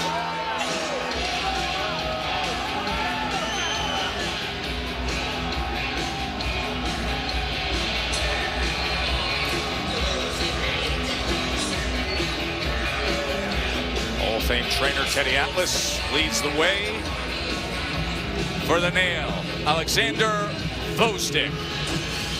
Tell the Tape is sponsored by Geico, and you will see right away that Gvozdyk has the height and reach advantage. Both men do well when it comes to their power punching, and they have a decent jab as well. Folks, here's all you need to know. We got a combined 28 knockouts in the 31 career total fights between these two. The first light heavyweight unification title fight in the history of the sport between undefeated world champions. So let's get to it with Jimmy Lennon Jr. Ladies and gentlemen, from the Liacouras Center here in the city of brotherly love, Bob Arum's Top Rank Incorporated, in association with Peltz Boxing, presents the featured bout of the evening, brought to you by Geico. We're sanctioned by the WBC, the president, Mauricio Suleiman, and the IBF, the president is Daryl Peoples. Judging at ringside, John McKaie, Ron McNair, and John Poturaj. All right, fans, here we go. 12 rounds of boxing in a battle of undefeated world champions for the unified WBC and IBF light heavyweight championship of the world. And now, ladies and gentlemen in attendance and boxing fans joining us around the world, live from Philadelphia, it's time for the main event of the evening. Introducing to you first, the WBC title holder fighting out of the blue corner, wearing silver and black trunks, fighting out of Oxnard, California, and hailing from Kharkiv, Ukraine. He weighed in at 74.3 pounds. He is undefeated in his campaign to the ring with a record of 17 wins, no losses, 14 of his wins coming by way of knockout. He is a 2012 Olympic bronze medalist, tonight making the second defense of his title. Ladies and gentlemen, please welcome the acclaimed, undefeated WBC light heavyweight champion of the world, known as the Nail, Oleksandr Gvozdyk. And his opponent across the ring, the IBF title holder, fighting out of the red corner, wearing black trunks with white trim, fighting out of Montreal, Quebec, Canada, by way of Chechnya, Russia. He weighed in at 174.5 pounds. His sensational record stands at 14 wins, no losses, with all 14 wins coming by way of knockout. He is a two-time Olympian, tonight making the third defense of his title. Please welcome the hard-hitting, undefeated IBF light heavyweight champion of the world, introducing Artur Beterbiev. And introducing our referee in charge. Now to give instructions, we have Gary Rosato. Okay, Alex, mouthpiece. Mouthpiece. Mouthpiece. Okay, give a specific detailed instruction in the locker room. I'm going to tell you two things. Protect yourselves at all times. Obey my commands at all times. Touch gloves, bang at the bell. God bless you. God bless you. So here we go for the Unified Light Heavyweight World Championship. Joe Tessitore, Tim Bradley, Andre Ward ringside on the call with you. Of course, when Andre retired undefeated, started broadcasting, Dre, you left the light heavyweight division open for a dynamic bunch of Eastern European powerful fighters, and these two have risen to the top. I left the light heavyweight division, Joe, in good hands with these young fighters. And Gvozdyk and Beterbiev, round number one. What should concern each man early on? Well, right now, Gvozdyk has to keep Beterbiev off balance. He has to disrupt his rhythm with movement. He has to use his jab, and he has to change his location. He can't stand in front of Beterbiev no longer than 2 seconds. And for Beterbiev, he has to find a way to get inside the reach of Gvozdyk. He has to go down to the body early to slow down the taller man, because that's what you're supposed to do. And he has to land that big overhand right. Gvozdyk wants to stay smart early on, like you said, Tim. Doesn't want to get hit with the big shot early on. Doesn't have a lot of sweat on his body. He's sort of cold. He doesn't want to get caught cold. The same with Beterbiev, because he's been down as well. But Beterbiev wants to press the issue and get Gvozdyk unnerved as early as possible to start to establish his dominance. Both men have been up off the canvas in their career. In the case of Gvozdyk, in his signature win, he was staggered badly in the 10th round before going on to an 11th round knockout of Adonis Stevenson. That is how he claimed the lineal and WBC light heavyweight championship of the world. I like what Gvozdyk is doing right now. He's taking the jab upstairs and also downstairs. You know, that's a good trade. He's trying to slow down Beterbiev with those shots. Nice little right hand over the top as he escapes. And guess which way he moved? He moved to his right. Moving away from Beterbiev's right hand. Beautiful combinations. That's exactly how you keep a puncher away. You got to let his hands go, and that's exactly what Gvozdyk is doing at the moment. Letting his hands go at the right moment. There's a right hand to the body from Oleksandr Gvozdyk as he was able to get underneath that left elbow.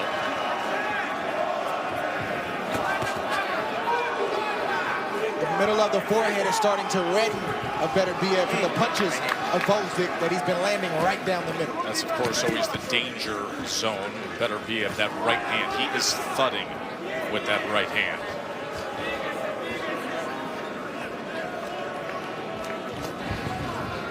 There he is, moving out right, moving away. Not allowing Beterbiev to set up the right hand. That's what you do. You move the opposite way of the strong punch of your opponent. That's what Gvozdyk is doing. Circling to the right, time and again. Gotta have smart enough offense, but even smarter defense against a guy who is 14-0 with 14 knockouts. 10 seconds, it's for the bell. It's for the bell. Good start here in our light heavyweight championship fight. Off balance that time at the end, and down goes Gvozdyk. That is being scored a knockdown.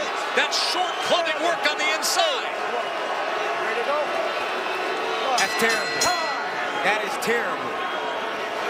You feel that shouldn't have been ruled a knockdown. You see Teddy Atlas yelling at the referee, Gary Rosato. Let's listen in. Let's look at the replay. Teddy Atlas comes all the way across the ring. Put it out of your head. Forget it. Relax, you look good. You got to relax a little bit. Relax. Deep breath through your nose. Let it out slow. One more.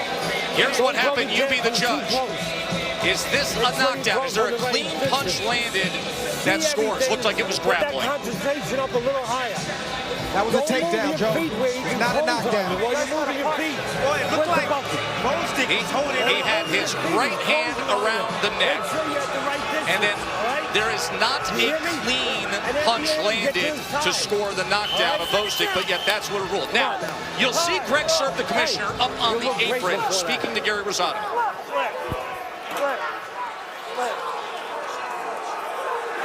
There's the commissioner in the far end of the ring. That's Gary Rosato. Or excuse me, that's Greg Serb. Greg Serb, we had a conversation with earlier. We asked him about the use of instant replay. He said it's at his discretion, listening to the referee here. All three judges have been informed now that that is being overturned to a slip. It is not a knockdown. Well done by the Pennsylvania Commission and Commissioner Greg Serb of utilizing the 60 seconds and the replay that's afforded to him and overturning that. As you should be. That's fantastic. Clear to see right here that the fighters get tangled up. A missed shot right there from Beterbiev, a glancing shot, and you see the left foot trip over the right foot of Beterbiev. Good call by the commission to look at the replay. Let's check in with Bernardo Osuna. I was right behind Greg Serb, the commissioner, as he was looking at the replay. He saw all three angles of it, and then he determined that it was the left hand that pushed down on Gvozdyk that caused that knockdown, immediately calling it a push. So here we are in a day and age of sports when every Monday and Tuesday morning becomes a national crisis over NFL replay review and officiating, and boxing in about 10 seconds solves a problem like that. That's great. That's Go fantastic. figure. I like it a lot.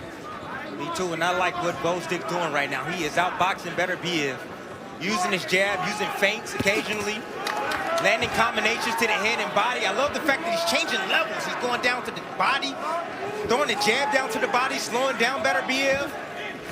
Great boxing. Backhand, like backhand. A warning from Rosato.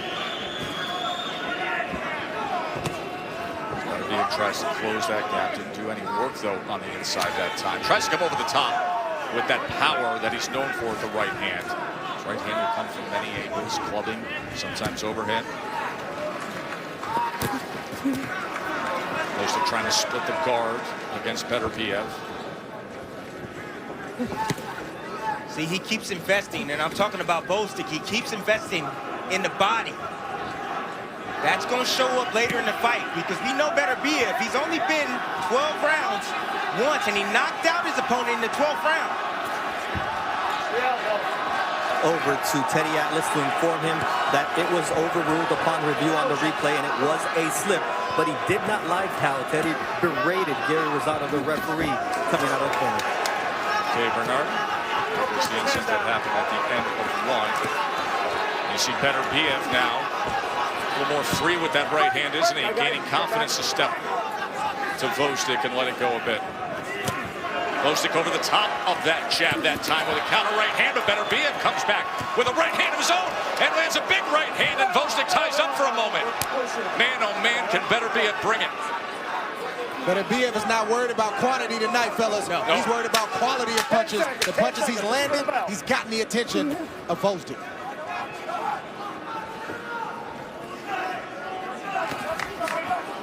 So a right hand from Artur Beterbiev, the clash of undefeated world champions here in Philly.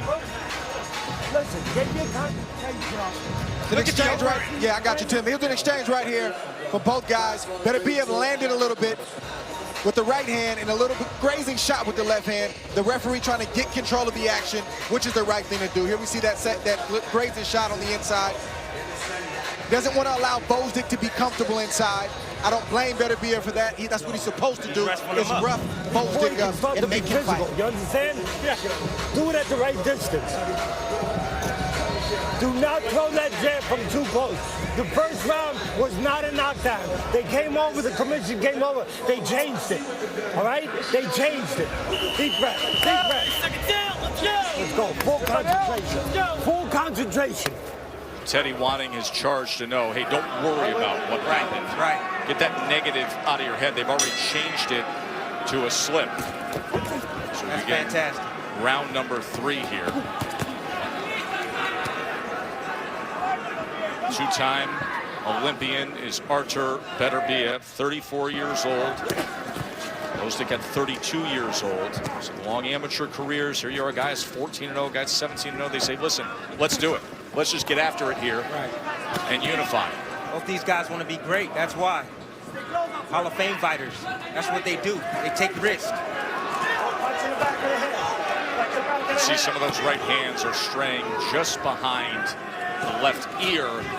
As Beterbiev is willing to throw some of those curling and looping right hands. Combination, that time from Gvozdyk. Let's check in with Bernardo. Mark Ramsey said, look, we noticed in that first round how Gvozdyk was moving to the right, so I told Beterbiev, cut off the exit with your left hook, and he won't be moving that way the rest of the game. Smart strategy, but you got to keep that left hand up as well, or else that will happen as Gvozdyk just landed a right hand of his own. Both guys have had success with right hands early on here. There's Beterbiev trying a different variation of the right hand. Just missed off the mark with the right uppercut.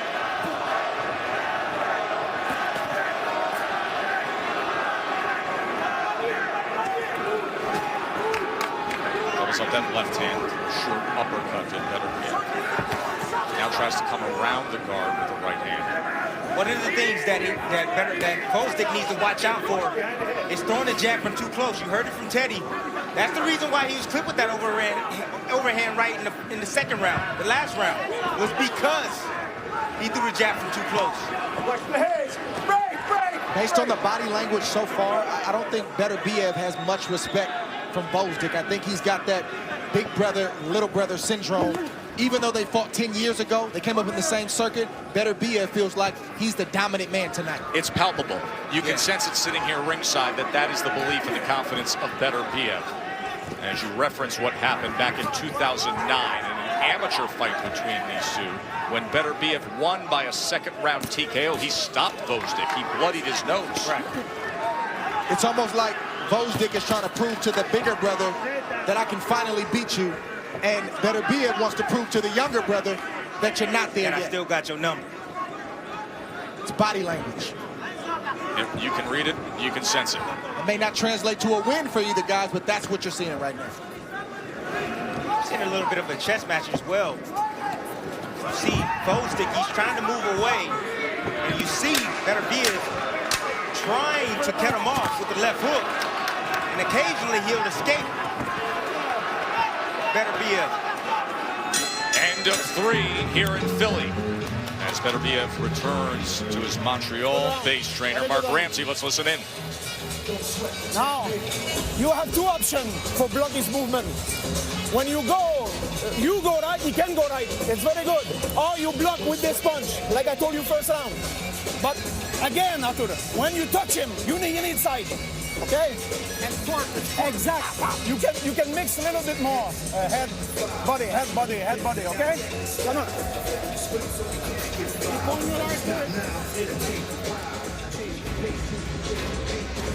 Top Rank Boxing on ESPN is brought to you by Geico. 15 minutes could save you 15% or more on car insurance.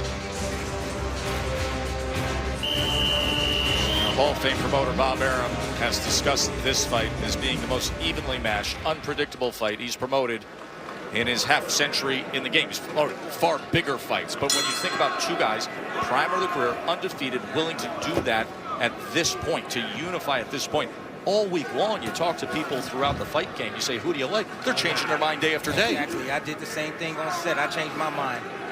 You always do me like that, Tim. Every now and then, man. This is a tough fight, man. This is a 50-50 fight. Especially in an era right now, guys, where a lot of young fighters and fighters in general, they want to define their own legacy, right, and try to make as much money in the meantime. These guys, yes, they're making the money, but they're allowing the fights to define their legacy and the risk that they're taking to define their legacy. I got a lot of respect for that. Gvozdyk comes forward with a 2-punch combination. And Gvozdyk looks like he's changing strategy now, throwing his combinations and bagging up Beterbiev in spots. Letting his hands go. That's the key to keep the powerful man at bay, who is Beterbiev. And Beterbiev would be a lot more effective, and I'm sure the fans hear me say this every time we have a fight. If he came behind the jab, he could hide his power and sneak something in there. But I'm not going to call for that tonight from Beterbiev because I don't think that's what's on his mind. He's looking to hurt Gvozdyk with both hands, and he's not worried about the jab tonight. So I'm going to go ahead and let Beterbiev just be. But Beterbiev is eating some shots right now as Gvozdyk is attacking forward, changing the trajectory of the punch to the body and also to the head, confusing him with that. And I think that's part of Beterbiev's strategy. He wants to bring Gvozdyk to him. He doesn't want Gvozdyk moving away. He wants to bring Gvozdyk to the power because sometimes Gvozdyk will lean over his feet. That gives Beterbiev the best chance to land that right hand.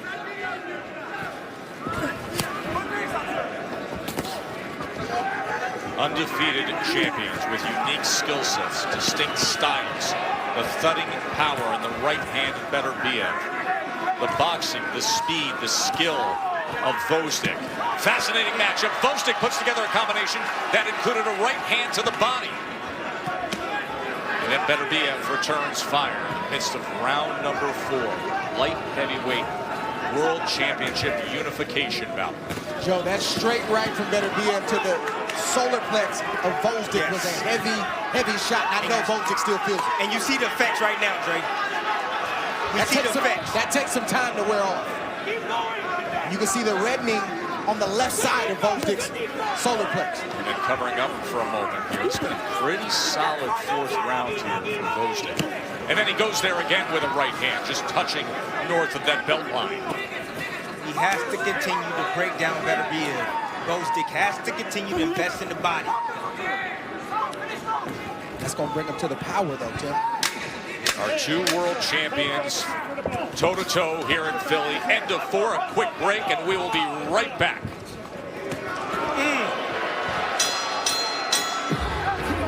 For drug-free sinus and allergy relief, experience Navage. This time of year, I get so stuffed up, but Navage flushes my sinuses so I can breathe again. Navage uses powered suction to flush out allergens, germs, mucus, and dirt.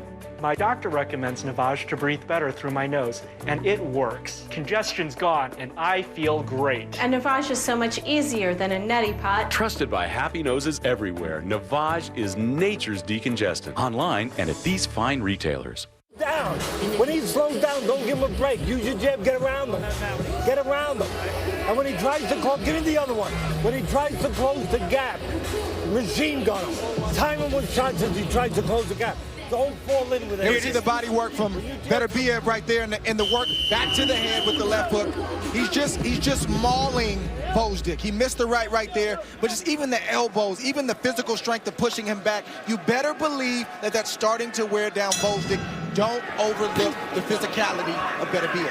Beterbiev has landed 24 of 87 punches thrown. Gvozdyk 20 of 107. At the end of that round, there was a moment where Beterbiev came in and scored against Gvozdyk, and Teddy Atlas said to him, don't lose concentration. You can't lose concentration for even a second, and you can't be on the ropes against these guys. If you be on the ropes, you stand-up target for a big puncher. And if you lose concentration just for a split second, Tess, well, you might have to pick yourself off the canvas.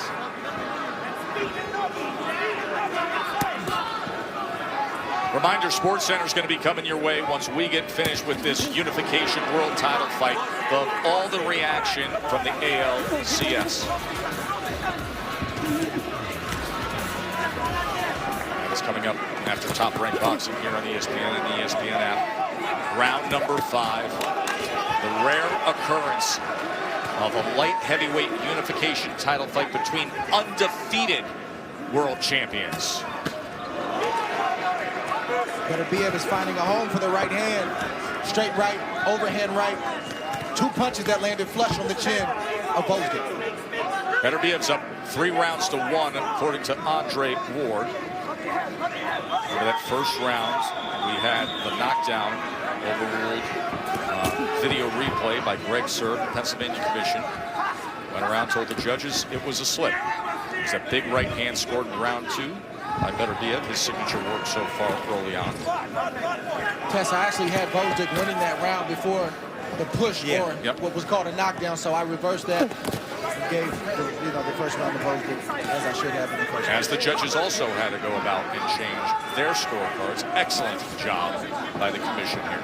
It seems like this is a more tactical fight for both fighters now. You see Beterbiev kind of stepping back, trying to, look at the landscape right now and picking his spots to choose to attack Gvozdyk. And Gvozdyk right now is slowing down his offense as well. He needs to get on that jab and continue to work the body of Beterbiev.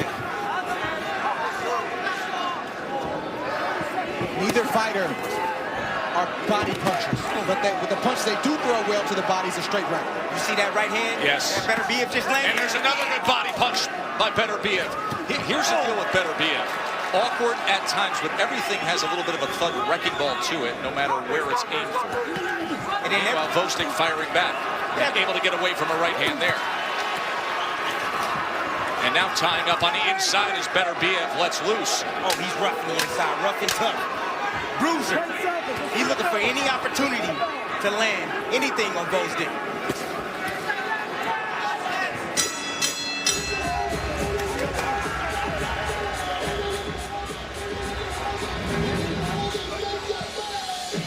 This is the right hand to the body. It's a signature punch this round. It landed twice, and that hurts. Here it is again, right in the solar plex, and you see Gvozdyk taking a deep breath in, moving a little bit off balance right there. Taking these type of body punches from a big puncher is draining. It's almost suffocating, and it tests your heart. We need to block him. The only thing he tried to do is a right hand from long distance. That is his only punch. Okay? You need one punch very fast or counter-attack left hook. Okay? You throw right, you throw left hook. You're throwing it from too close, coming straight in with it. Do not. Knock on the front door going inside. You hear me? Do not throw the jab from too close. Let's go, Teddy, come on. You hear Teddy giving the advice, be careful throwing that left from too close. He wants to make sure he's not countered. Meanwhile, Mark Ramsey on the other side with Beterbiev is giving him the strategy he wants him to employ to do damage opposite the right hand. I love it. He said, throw the left hook. Yes. If he throws the right hand, throw the left hook. It's open.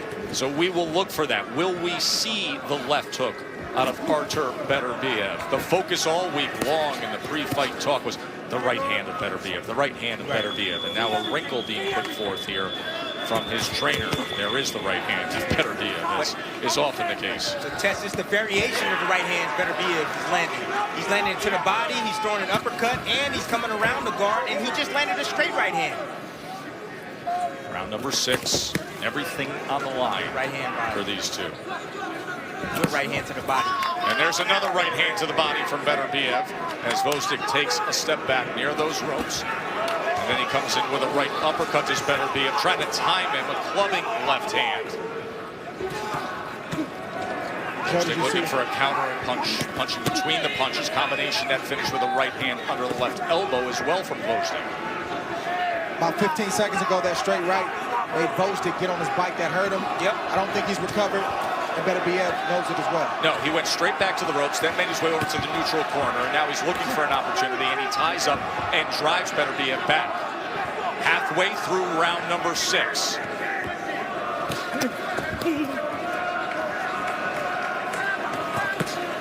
Boy, he really brings that right hand when he wants to pull the trigger, doesn't he?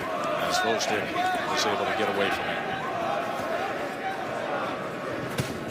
And here's the thing, these fighters know each other way better than we know them. They came up in the same system. They only fought one time, but they knew about each other. They've heard things about each other. You know the guys that you're training alongside, guys that you are rivals with. You know the rumors, hey, this guy's a good fighter, but he doesn't have heart. Or, hey, this guy's a good boxer, but doesn't like pressure. Beterbiev knows the weaknesses of Gvozdyk, and he's taking advantage of those tonight. And the weaknesses are not necessarily what you see with the eye. It's the intangible. It's in certain moments you'll see Gvozdyk give in a little bit where Beterbiev hasn't shown that he's willing to give in. Well, one thing that really sticked out to me, Dre, in the fighter meeting, Ramsey said that we want to see if Gvozdyk is comfortable in every single range. And I said, well, what range do you think he's not comfortable in? He said inside, in the pocket. And Teddy Atlas just warned him, not too close when you jab. Yes. Beautiful shot. Great exchange by both guys. Yeah, but Gvozdyk got the better of that. He hurt Beterbiev. Good work there. End of 6 is heating up here in Philly. Oh! And a clubbing shot. And they're saying no knockdown score. We'll take a look at that replay. But that was not a knockdown at the end of 6. You heard it. Deep breaths, deep breaths. Now listen. See vicious exchanges from both guys. Beterbiev landed a glancing shot. Both guys missed. It came over the top. Clubbing shot. No shots landed in that sequence right there. But this was earlier. Yeah, here's what he actually took place. A shot landed clean for Beterbiev. Gvozdyk landed a shot in the chin. We see that exchange one more time. You see the right leg of Beterbiev go to the side. That's a tall tail sign that he was hurt. A little farther out, all right? Yes. Time him with right hands over his jab. Slip his jab, go around him with right hands. And sometimes give him a quick jab in the right hand. And go around him. Don't wait for him. Second down, let's go. And one other thing.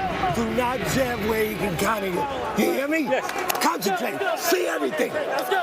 Concentrate, see everything. He's worried about the counterpunch coming over the jab on the inside. It was a fascinating last round. Now round number 7, and with our undefeated world champions here looking to unify. See, Tess, that last round, that's what you call a championship round. A championship round is not necessarily the 12th round. It's certain points in certain fights where you're giving me your best, I'm giving you my best, but who's gonna break? Who's gonna wilt? Who's gonna start to give in a little bit? Right now, it looks like Beterbiev has the edge, but Gvozdyk is not tapped out. He's still in this fight emotionally. Bernardo, what can you offer up? Mark Ramsey wants the tide to continue to turn in Beterbiev's favor by making it a physical fight, having Gvozdyk on the inside and turning it into a bruising, punishing fight. Well, you don't have to worry about bruising and punishing when it comes to Beterbiev. I mean, he throws punches on the inside where his forearm ends up behind the guy's head at times. That's why you see this stuff that has to be overruled, from knockdowns to slips. He's clubbing, he's awkward, he's thudding. He just comes in for demolition when he's on the inside. Trey, I see a little bit of what you're talking about, but I also see Gvozdyk having his ways, having his moments. He's letting his hands go with combinations to the head and body. He's landing his power shots as well on Beterbiev. That's what I just said. It's going back and forth. This is exactly the matchup that we thought we would have. But this is why a lot of guys don't take these kind of risks. They don't want to take these kind of fights. They don't want to deal with this kind of pressure for the whole world to see. Yes, but you know what happens? Nobody ends up losing. Both guys elevate because of it. You become bigger and better in the game because of taking on challenges like this.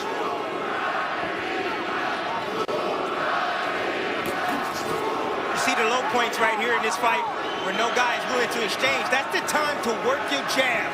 You got to get your jab working so that way you can steal the round.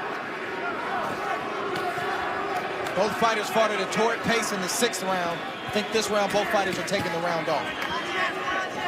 The last 30 seconds could determine who won this round. Good body shots right there from Beterbiev. 2 left hooks to the body. Sneaky left. Doubled it up.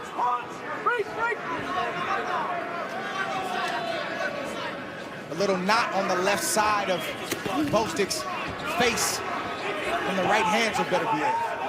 See, Gvozdyk's trying to get out at the right time and throw his combinations out distance. Up jab that time. Yeah, and occasionally gets popped with the jab, sitting right in front for a little bit too long. There's that left hook from Beterbiev. Remember, Mark Ramsey called for that a few rounds ago. Right hand to the body. Right Once they hear that clap of the final seconds of each round, we get intense action. Artur Beterbiev makes his way back to his Montreal-based team with Mark Ramsey, and this now just the 2nd time that he is fighting past the 7th round. Okay, you use it just for his attention. The KO streak is on the line. He's 14 for 14 in his career, and you got some great current champions on this list. Deontay Wilder, of course, all the reports of the mega rematch with Tyson Fury coming in February.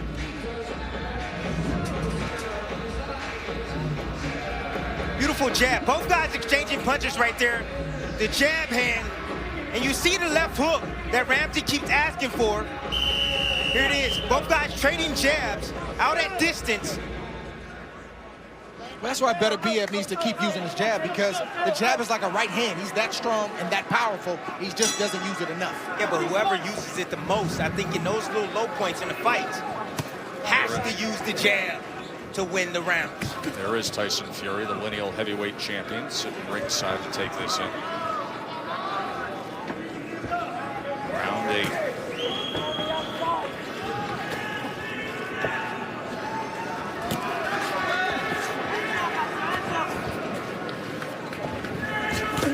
Look at the CompuBox numbers as they've been tallying it up, the distinct styles and the back and forth, and yet look at how close. We said it's evenly matched. Here we are, sitting in round 8, 89 punches landed from Beterbiev, 87 from Gvozdyk. Something's got to give. Yeah, mean body shot from Beterbiev just a few seconds ago. A right hook to the body. I think the right hands to the body have sort of been the X factor. Exactly. It is the X factor. Everybody was thinking the right hands up top from Beterbiev, but it has been the right hand to the body.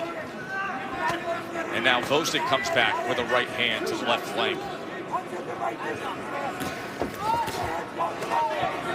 So Gvozdyk right now got to answer some questions.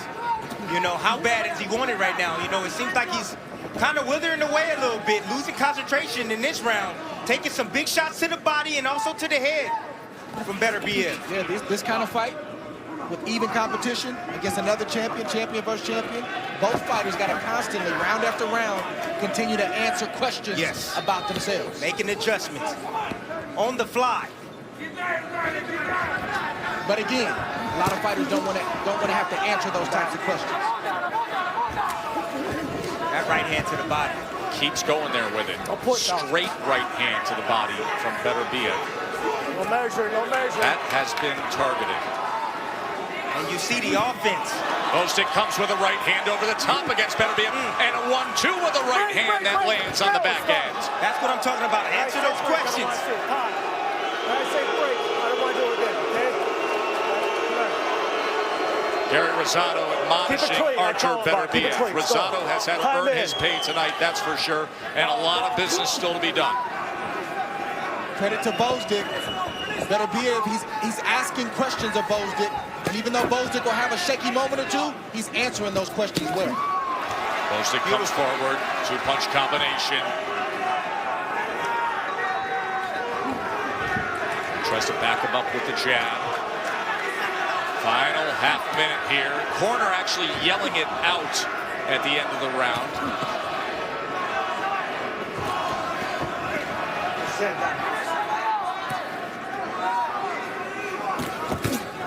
Beautiful right hand exchange from both guys.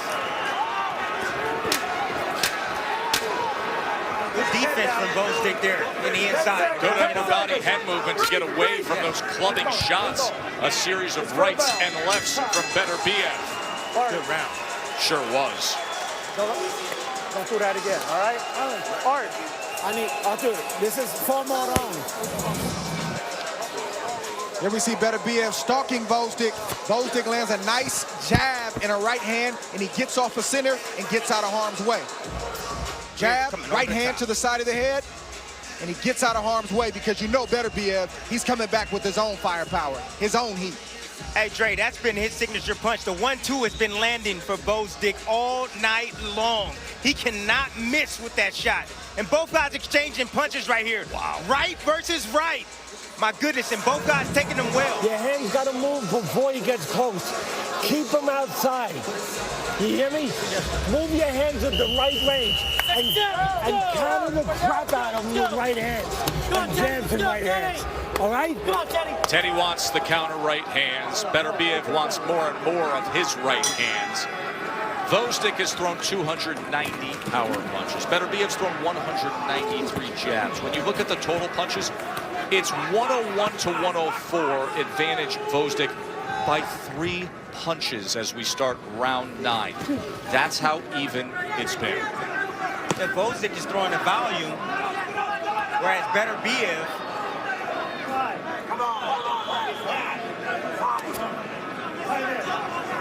Beterbiev is throwing the more thudding punches. I don't know what that was. I don't understand why he stopped for just a split second. Nor did Gary Rosato. Whatever it was, Gvozdyk stole a few seconds to rest.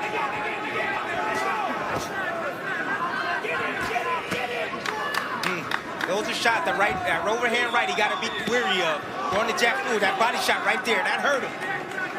You see the elbows get hit down on Gvozdyk. See, some of these rounds have been extremely close, but the body language of Beterbiev has been better than the body language of Gvozdyk, so that'll cause a judge to sway in the direction of Beterbiev because he looks like he's in command. And then you get these combinations coming from Gvozdyk. This is what happened earlier in the round. As that straight left hand came in. He got hit with a body shot. And body shot made him stop and get a breather. Well, you don't get timeouts in this sport. He sold that. He sold it to Gary Rosato. He absorbed the body shot, and now Beterbiev, you can tell, senses things here. He's To hurt your right point, Dre. And now Beterbiev is swarming here in the midst of round 9. Gvozdyk ties up. But see, that sequence right there where there wasn't really any clean punches landed, but they tangle up and Beterbiev pushes Gvozdyk off and then walks right to him and pushes him off again. That's almost the equivalent of getting hit with 2 headshots and 3 body shots. That's a lot to deal with. There's wear and tear, the elbows on the inside, the forcefulness, the grappling of Beterbiev. He just comes across as the sturdier, stronger, more dominant force. Body language. Right now, you're right, Tess. Body language. Another body shot from Beterbiev. This is a clear Beterbiev round as he's on the attack on the inside. Remember, Atlas told him he doesn't want him there, to be careful at short range. He's exhausted. That's a big right hand right there. And Beterbiev is mauling right now. Right uppercut comes in from Beterbiev. 2 undefeated champs, but one's in control here in round 9 right now as he's backing up Gvozdyk. He better tie up. Beterbiev, he's not allowing him to. Beterbiev is not allowing Gvozdyk to tie up. He's doing the right thing. Look at Beterbiev. To the head and to the body, and then he's pushing him off and walking right back to him. Great work from Beterbiev. There's a clean right hand right on the temple. Clubbing right hands. Remember, we described him as a little demolition derby. That's what he did in that round. Let's listen in to Gvozdyk, clearly affected. What? Look, this is what being a champion is all about. Right now. Listen, it will come back to you if you tell it to come back to you. Concentrate, tell it to come back to you. Make your body come back to you. You hear me? You're allowing yourself to drift. You're allowing yourself to float a little bit. You can't let him There he is, Beterbiev, moving in, marching in. Walk you down. Give me that other body. There's a nice body shot. Right hand to the body. Folds up, Gvozdyk. And he pushed down on his head, Tim. That's a lot to deal with. It's a lot more with another left hook. That's what you see right there. The physicality, punching power, and the strength is too much thus far. Wearing it down. Wearing them out, Dre. Pull it together. You're a champion. Go in there and show that. What a great motivational speak right there. Come on. He is a champion. He's the WBC and lineal light heavyweight undefeated champion. But right now, he's a champion who's been hurt by another undefeated champion who's a big puncher. Teddy Atlas turns to Gvozdyk and says, make your body come back to you. Get back to it. But Beterbiev has been relentless, and there's a right hand that comes over the top to open up this 10th round. Threw the jab from a little bit too close, losing concentration just for a split second. And he paid for it. Watch your heads, watch your heads. Teddy's doing his job. He's saying all the right stuff, and I respect it. But if Gvozdyk doesn't believe it, and I'm led to believe he doesn't believe it, it's to no avail. And Beterbiev doesn't believe that Gvozdyk is a better champion. He goes down! The rugged work of Beterbiev collapses him, but he pushed him down, so it's being ruled a slip. Wow. But watch out here. Still 2 minutes to work, and Beterbiev is so powerful, so strong. I'll push down, I'll push down.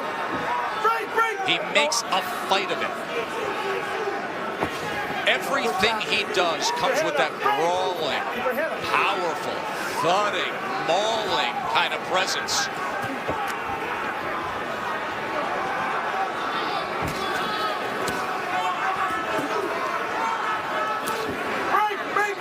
Gvozdyk just walking chest to chest, getting a moment to try to recover and rest.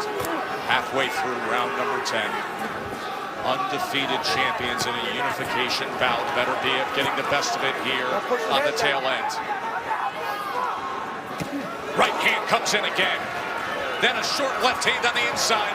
Gvozdyk is hurt. Gvozdyk goes down.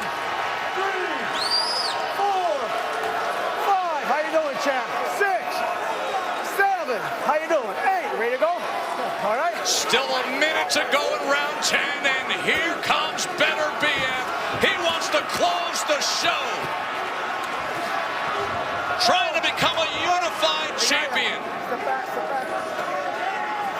Can Gvozdyk survive here and make it to these championship rounds? Short left hand. He goes down again. Beterbiev is dominating here. Second knockdown scored in this 10th round. 7, 8. One more chance, fight's over, all right? One more chance, he says. Artur Beterbiev, 14-0 with 14 knockouts, is number 15 in front of him. Trying to come over the top with the right hand. That's it. It's over. Artur Beterbiev is the unified light heavyweight champion of the world.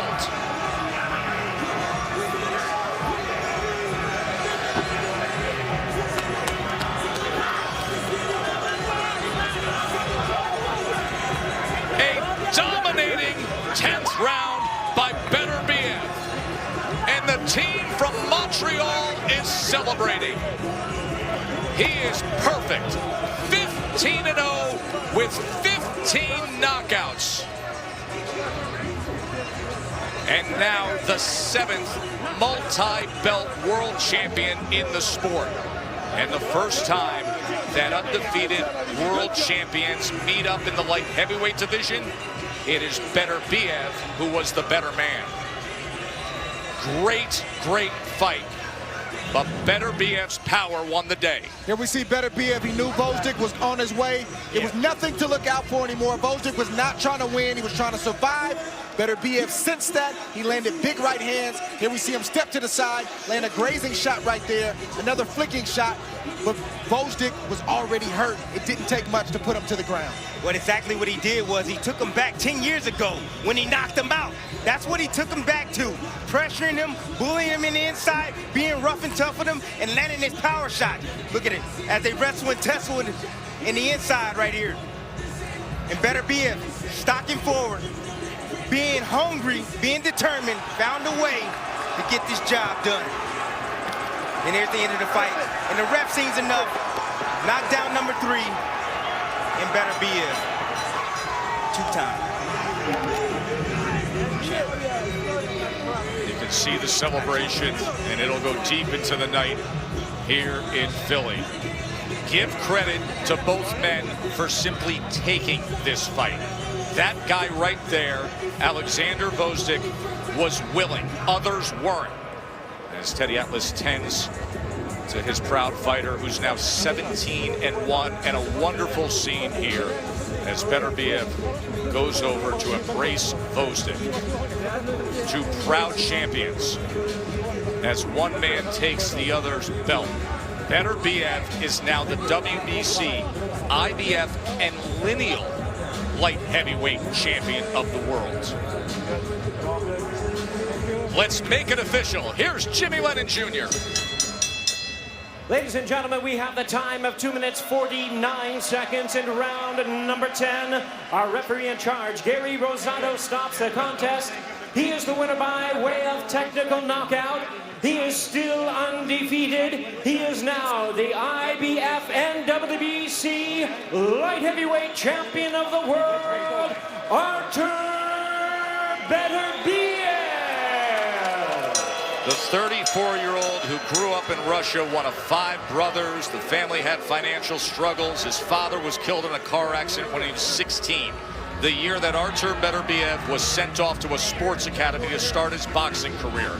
And now here he is in Philly, on top of the world, with an incredibly impressive 10th round knockout. 2 belts and the claim of lineal champion. Artur Beterbiev, 15-0 with 15 knockouts. We'll wrap it up when we come back. Why is it personal? Because I don't like him. Why? Because of your bitch. Do you think Shakur wanted this fight? I think so. Just because he wants me to respect him. The reason I didn't want Joey Gonzalez, it has nothing to do with his fighting. It really, his sister, I didn't want to like put her in that situation. I know for a fact Shakur does not love her. You can't say I don't love her. Like, you sound stupid. Anybody that's been around me and her know what it is. Like, and that's a fact. I can't wait to beat him. The WBO featherweight title between the Olympian Shakur Stevenson and Joette Gonzalez. Stevenson, a relationship with Gonzalez's sister. Thus, what you just hear right there, that is on ESPN Plus next week for a title. We just had 2 titles on the line here with Artur Beterbiev capping it. As Top Rank Boxing on ESPN is brought to you by Geico. 15 minutes could save you 15% or more on car insurance. Max Kellerman, it lived up to the hype, and in the end, Artur Beterbiev delivered.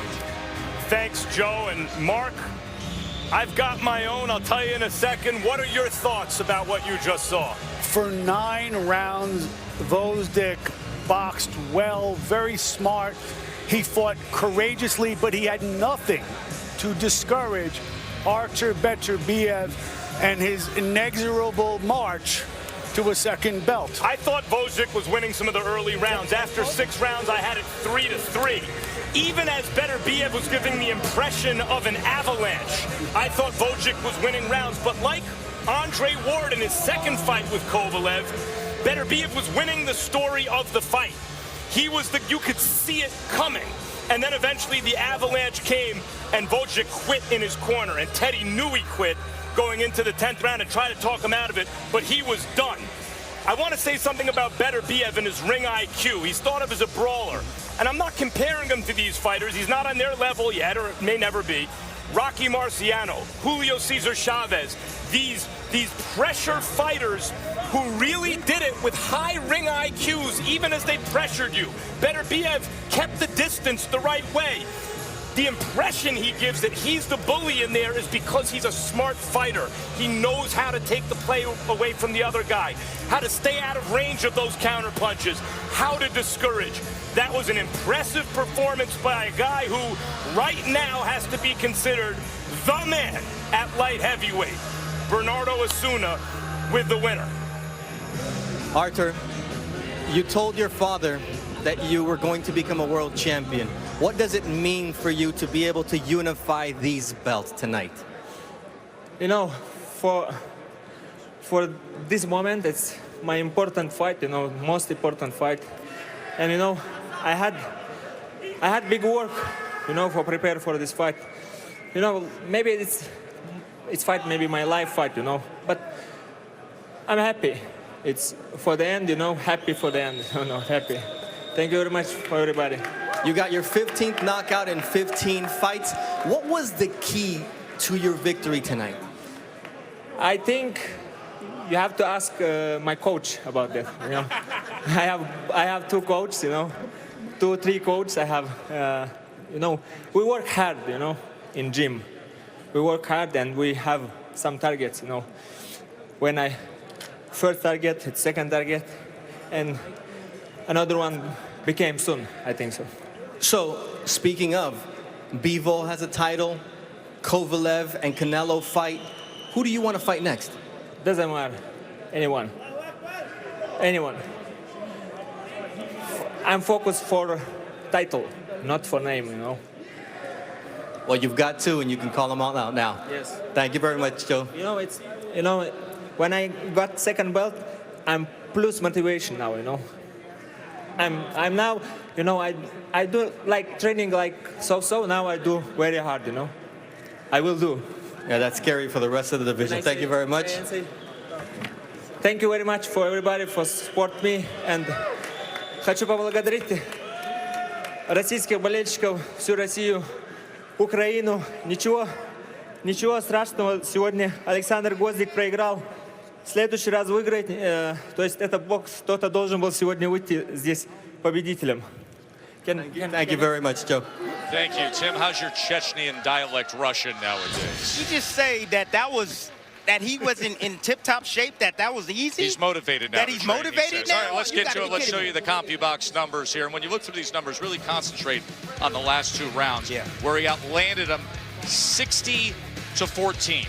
60-14, and that is why you had the close the show moment in the 10th round. I thought his response to Bernardo is exactly what you would expect him to say. You hear it all the time. Who do you want to fight next? Doesn't care. Anybody. This guy's going to come forward. This guy's going to take on a wrecking ball mentality and do his thing. He was fantastic tonight. You know, the one thing that sticks out to me was the fact that his IQ, he was going down, digging down to the body of Gvozdyk. I thought it was phenomenal the way he broke him down. We were expecting a big overhand right over the top, but that wasn't the signature punch tonight. It was the right hand to the body for Beterbiev, and he stops. Hey, I got to give it to you, Dre. I'm going to give it to you. Yeah. You called it. Now, listen, both fighters are great fighters. We know that. They're both champions. But it's that little something that was different. In these types of fights, it's not a lot that separates the winner from the loser. It's that little something that separates the winner from the loser. What separated these guys tonight was not skill. It wasn't a tangible. It was an intangible. It was that willingness from Beterbiev just to go that extra mile. Gvozdyk wasn't able to keep up. Respect to him. He took the risk. Great fight for the boxing fans tonight. He took the risk. Great fight for the fans. Great fight for the sport. The way it should be. Undefeated champions meeting up with each other. Special night here in Philly. Many more to come on ESPN Plus next week, and then back on ESPN November 2nd with a junior lightweight title fight. Sports Center is coming up next. Artur Beterbiev, the star of the night. He is the unified light heavyweight world champion, now 15-0 with 15 knockouts.